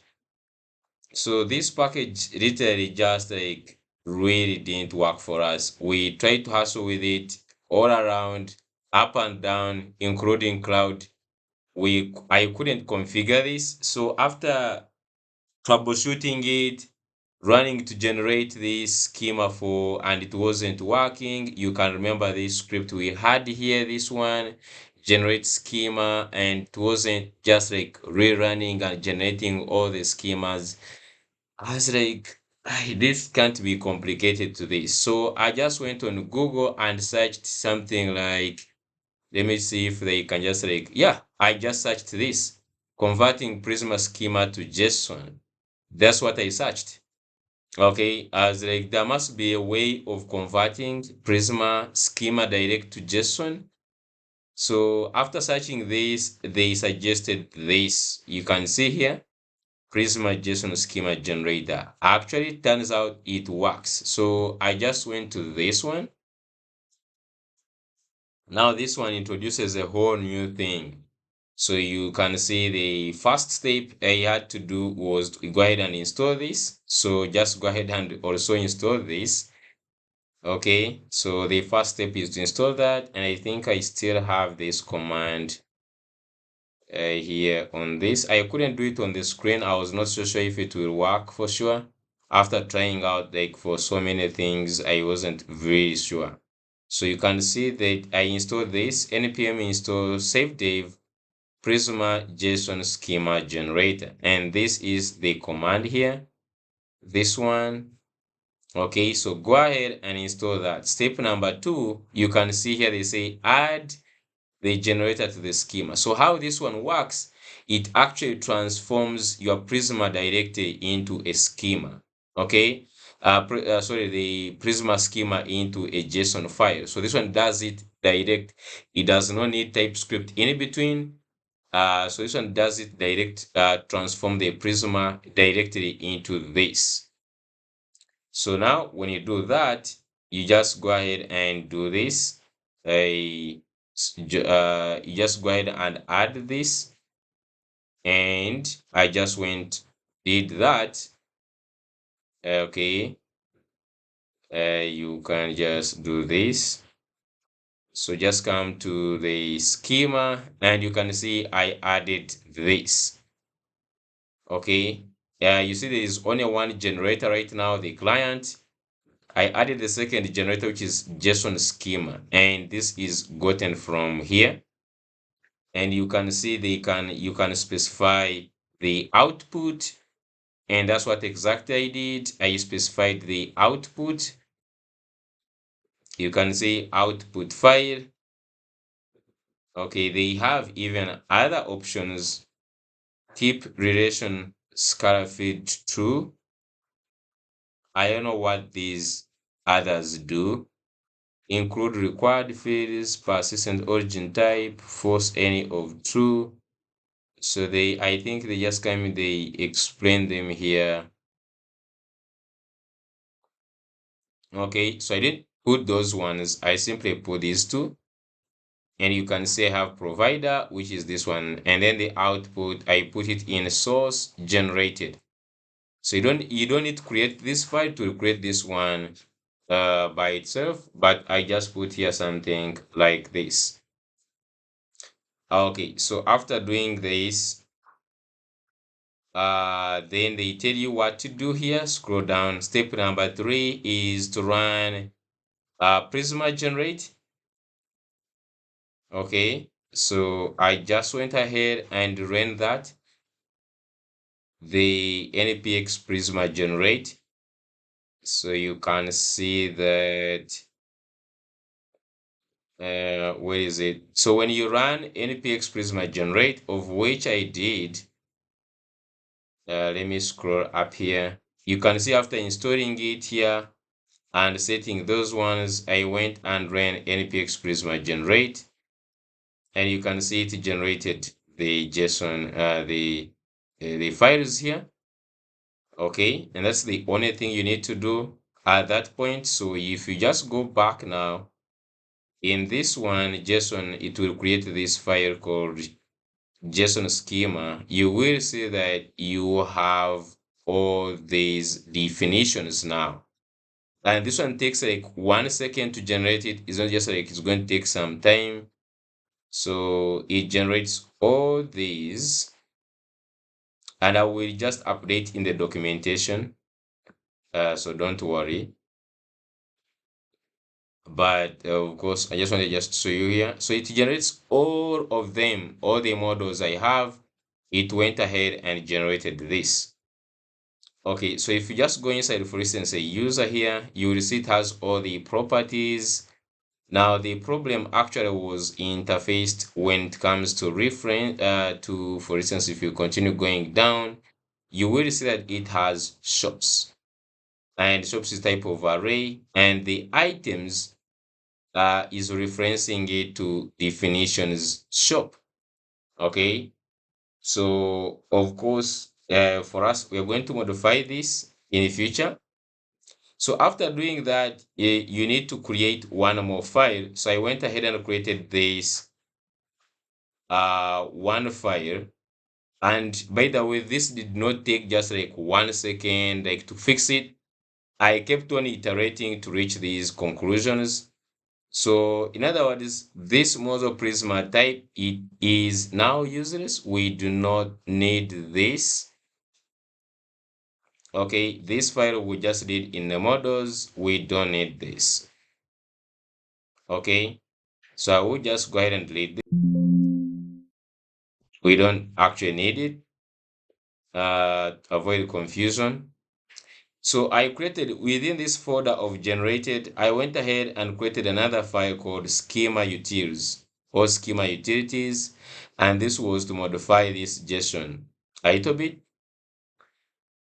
And to be sincere, this I started asking now Cloud to help me work on this depending on the errors I had. So you can see here I have a conversation with Cloud to go ahead and modify this. So it created this. I created this schema utils to be able to modify the this schema, and the reason why we are modifying it was only for this part of references. So the references were giving me errors. They were giving me errors in the documentation. So after fixing it, I just came here. You have the JSON schema is of this type. It has a type, properties required, and others. In this, we're trying to refer to this. Okay, you're trying to refer to this here, that it has a type and it has properties, and it can also have other things down there. And this is what I find here, the JSON, this one, and then you have the generated schema. It has the schema and then the definitions. And then we have here this type schema, which is getting the schema. So this is importing the schema from this. So you import schema from this here. Okay. And next is to create a function. And the purpose of this one is to replace references. As I've said, the problem is on these references. Sorry, in the properties. When it comes to us rendering everything properly, except that it wasn't seeing these relationships, and it's because of this reference. So basically, what this was to do is it had first come here, check type of the object, because this reference is text in an object, and if it is just return, if it's just not an object, return object null. If it is, just return this object. If the object is an array, then you can see it is mapping it, because you can see in this we have different types. There is this type here, which is an object, and you also have the one which is actually an array. So you can see here is of type an array. Where is it? So we just do this and then created this, and it's just like here object.entries is just you mapping through the keys. These ones, there is entries and values, so object.this is mapping through all the keys. And you see here, if the key is equal reference, this is what we are looking for. If you remember, there is this key here. Okay, so if the key is equal reference and the type of value is equal string, so is here is type is equal string. Where is, sorry. Okay, so you can see it goes and replaces. So replace the value. So this value dot replace slash hash definitions and with hash components schema. Okay, so the Swagger documentation will not look under the definitions, but it will actually look under these component schemas. So you're trying to do it manually to replace this. I didn't find a way to do this right away from the schema. Okay, so this was the only way I could customize this. If you have a better way of customizing this from here, maybe in the things you pass in here, please, you can just comment in the comment section how you can modify this to so that we don't need to do this step here. And then finally, and by the way, I will leave this link in the description so that you can grab it, or you will find it even in the documentation. So afterwards, you can see now we create a function which is called get schema, and it takes in the model name. Okay, so if the model is in the type definitions, then we go ahead and we call this replace function. Remember, we created this replace function here. Now we are using it here. Return replace, and then you pass in these ones. Okay, and this will get a schema. So after that, I'm just going to go. I just went here and I said, sorry.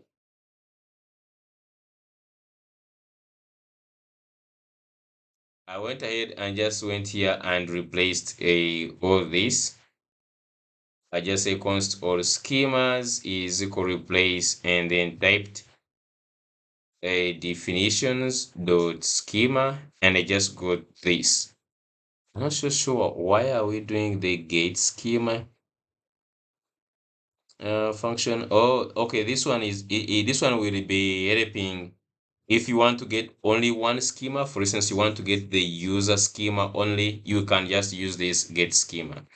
But to get all schemas, we simply say replace references type schema dot definitions. Okay, so after getting all these schemas, these are now all the schemas that have been modified. Really nice. Now we just go back to our index.ts, and while we have this here, I can just take off the servers, just like this. Okay, so you find that we have this component. Now we have schemas going to all schemas coming from, you can just say all schemas is coming from the generated schema utils. This is really great. So, and that's the only thing you have to do. So now when you go back to the routes and you go back to the user, so you can see now you can just reference very well. Reference components schema user, component schema user, and this is nice. So when you just go back to the documentation now, here, and I refresh, you see that we don't have any errors, and we have this. Okay, we have this. Now, I don't know how we're supposed to give the name to this instead of default, because for them, you see here the from these ones, they have the titles actually for these different endpoints categories. I don't want to use default. How do we define that? I think you must be, let me just go to the Swagger. So you could just go and say either Swagger.js docs here. We could just see how you can define the title.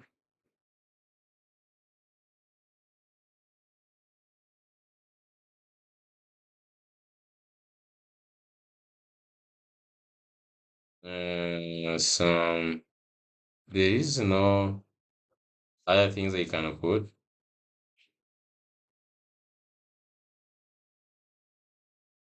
Okay. I'm just going to ask now this. So how do I define the?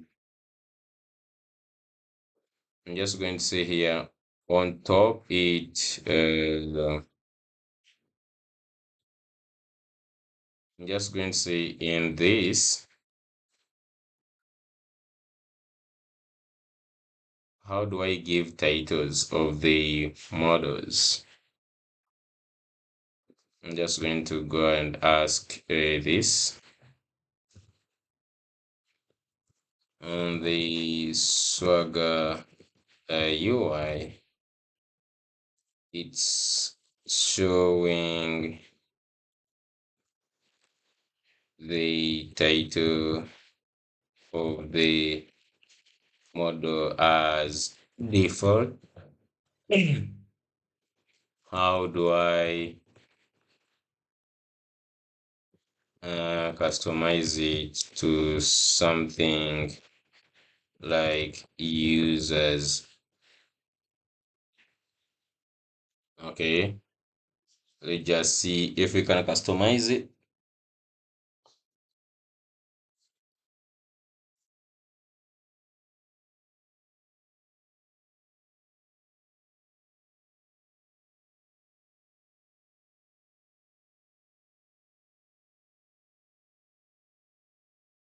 Okay, so it is saying here you really, is that necessary to modify this?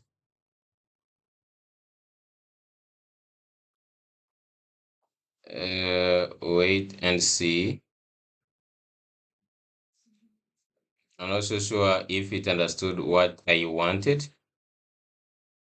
I'm not so sure. It yes, say if they understood. Certainly, you can customize title of the module in the Swagger UI by adding title proper to your schema definitions. Since we are using the Prisma generator, we need to modify our approach title to add these custom titles. Here is how we do. First, let's update the utils. Okay, custom titles. Okay, I'm just going to see this. It has to be on the model. Let's just first see has type keys, schema definitions, type like custom titles,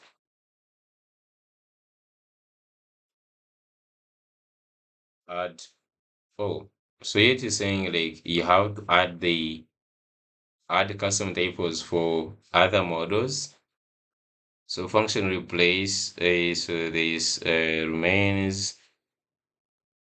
the replace remains, and here we have add custom titles, and it is also just moving saying custom title if available, otherwise use the key.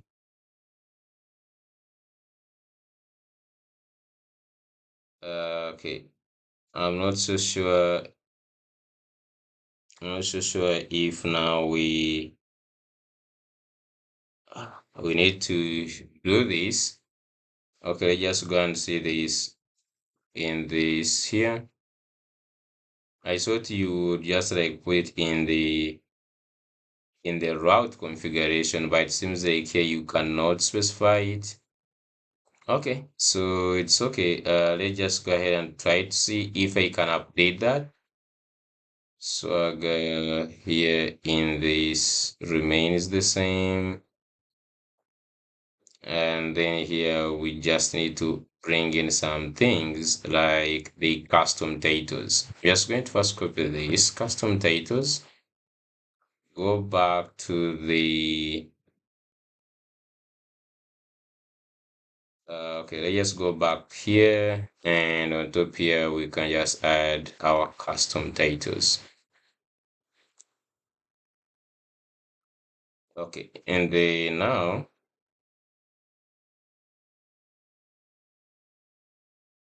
then here we have replace references, and then we have now another function which is add custom titles.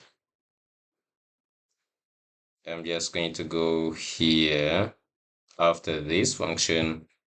Let's have this add custom titles,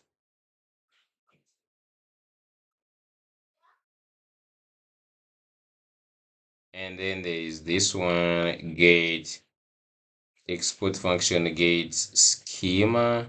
I don't think I even need this function. And then here we're just going to pass it in like this in the definitions. I don't know. I'm just going to first comment this. We might not even need this. We just need to now pass this function, add custom titles. I'm just going to copy all this and pass in this one. Okay. This function, I'm actually just removing it. I'm not using it anywhere to just like making the code to look more match. Okay, so I'm just going to go ahead and now see if we have like any errors. No, we don't have this one changing to anything. So like I don't think, okay, just want to go ahead and see if there were changes made in anywhere.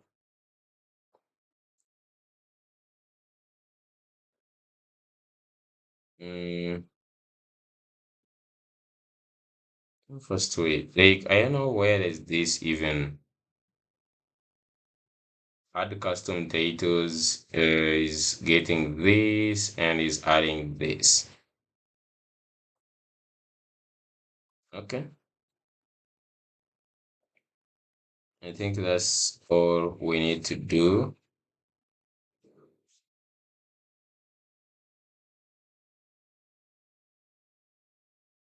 Okay, there is nothing else we can do. The titles, I'm not seeing them. I'm not so sure if they're supposed to be on the schemas now.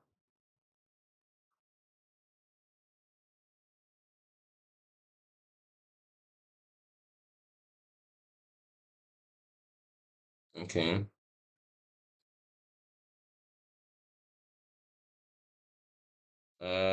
I would imagine if we added for more things here. I just want to add one more. For instance, let's create one more for this. I will go to users. Let's go to users here. I'm just going to copy this one. I'll just copy this. Okay, and let's take it for instance on shops. And I'm just going to go on top of these shops. We'll create this one was post. So this is API version 1 shops. I create a new shop. Creates a new shop required application, and this one is going to be shop, and even this one schema is shop. So you can see how easy now it becomes. Let's go to the documentation and see if this works.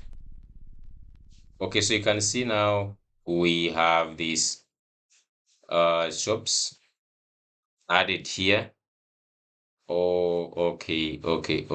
I don't think the step we did was even necessary because this one is now putting all of them together.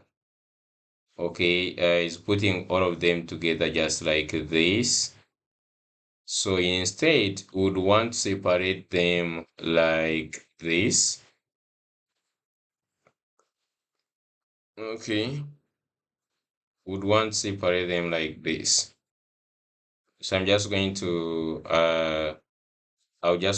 give it this format in a second. So I'm just going instead to take an image,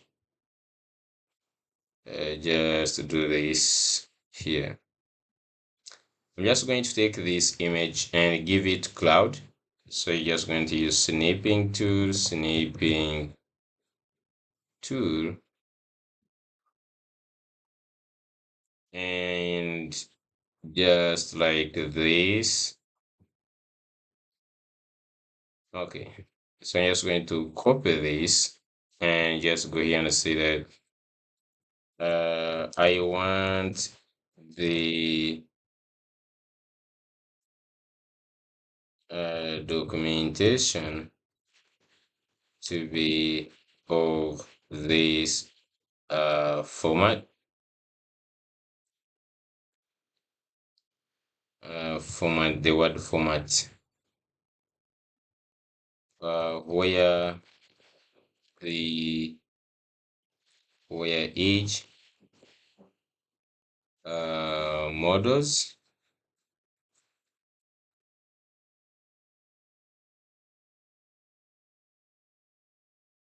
where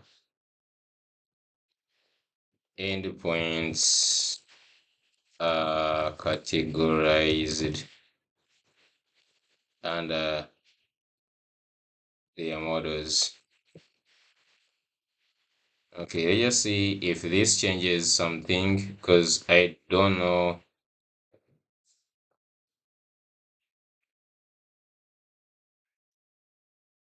Okay, so I understand want to organize API so that endpoints are categorized under their respective models as shown in the image. This structure improves usability, and to achieve this, we need to use tags. In your circle, here is how you can modify. So here it is saying in the configurations. Okay, so there is tags here. It's saying name, products, description, product categories, name users. So I'm not so sure. Okay, let's first put tags for now. Inside the index. So inside the index, where they inside the index. So here under the info, let's add tags.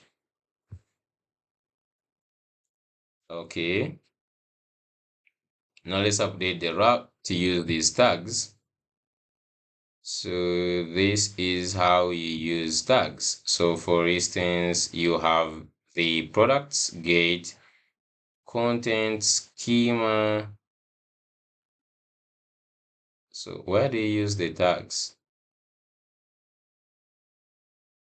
Oh, okay. So there is tags create a new. So here there is tags request body and others. Okay, so I'm just going to copy this. I hope even on the gate. So parameters, schema. Okay, so wherever you have the summary, below the summary, you can put the tags. So let's just go here and see in the user. So the first one is here. There is summary here, and you can just add tags. Okay, summary tags. I'm not so sure. Oh, these ones are users, I guess. Users. Okay. Even this one is users.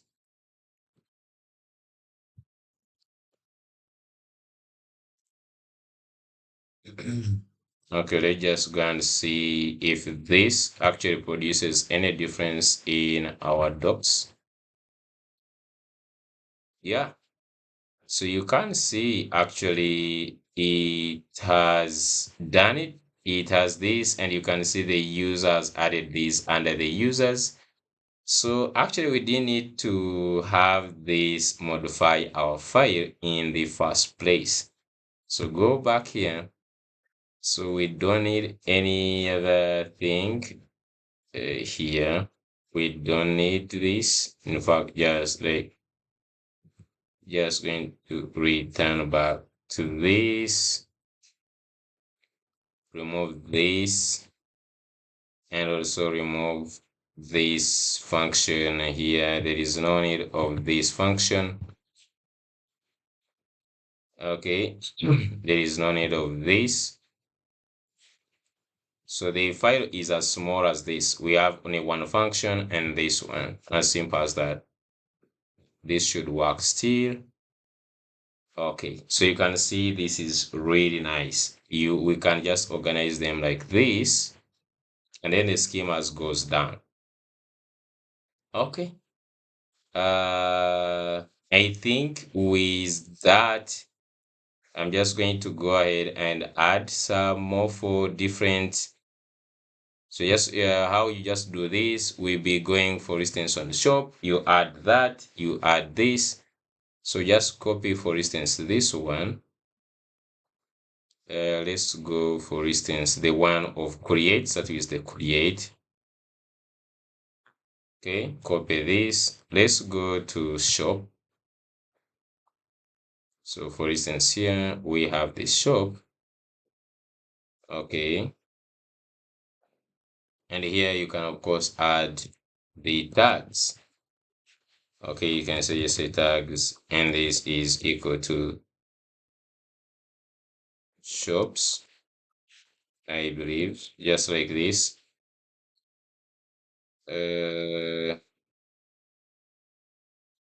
We can just again go to this, get the second one. So there is one for the post, there is one for this. Just go here, and under below here you can just add this. Make sure this is shops, and then this is of course shops. Then tags here is going to be shops, and then you can just add for a single and all, just like this. Now to finish the one for this one, let's go ahead and add the tags. So in the index, here, I just add more tags. So for instance, instead of like auth, I can just add shops. Okay, shops, and description is going to be stores or shops. Okay, so if we just go back here in the UI, let's refresh. Now we have shops, which actually has the gate. Retrieve all list of shops, not users. Let's go to the shop. Okay, so we're supposed to put this below. It below. Oh, okay, you put this shops, create a new shop, shops, schemas shop, and then here we have another one, retrieve a list of shops, shops, list of shops, type array, reference a shop. Okay, just like this.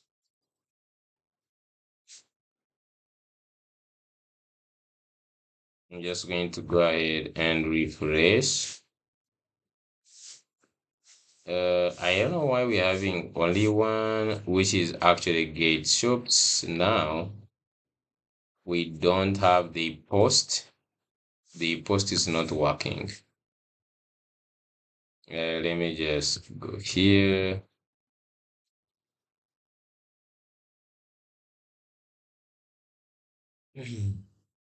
We said, where do we put in the user? Let me see. Okay.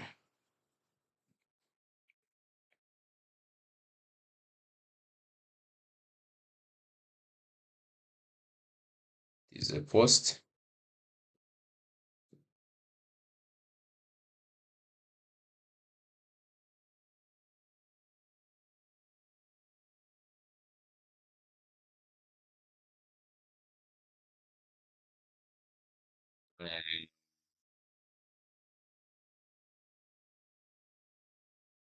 Not so sure why this one is not working.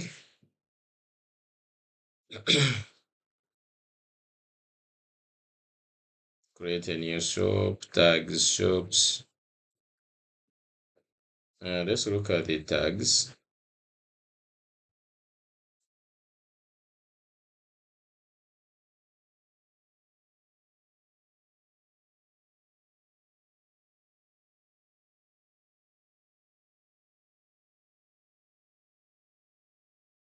Shop router.post.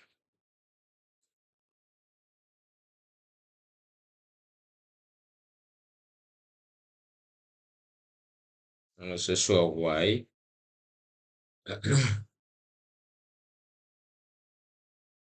But right now I have this uh categorized, and you can try this out.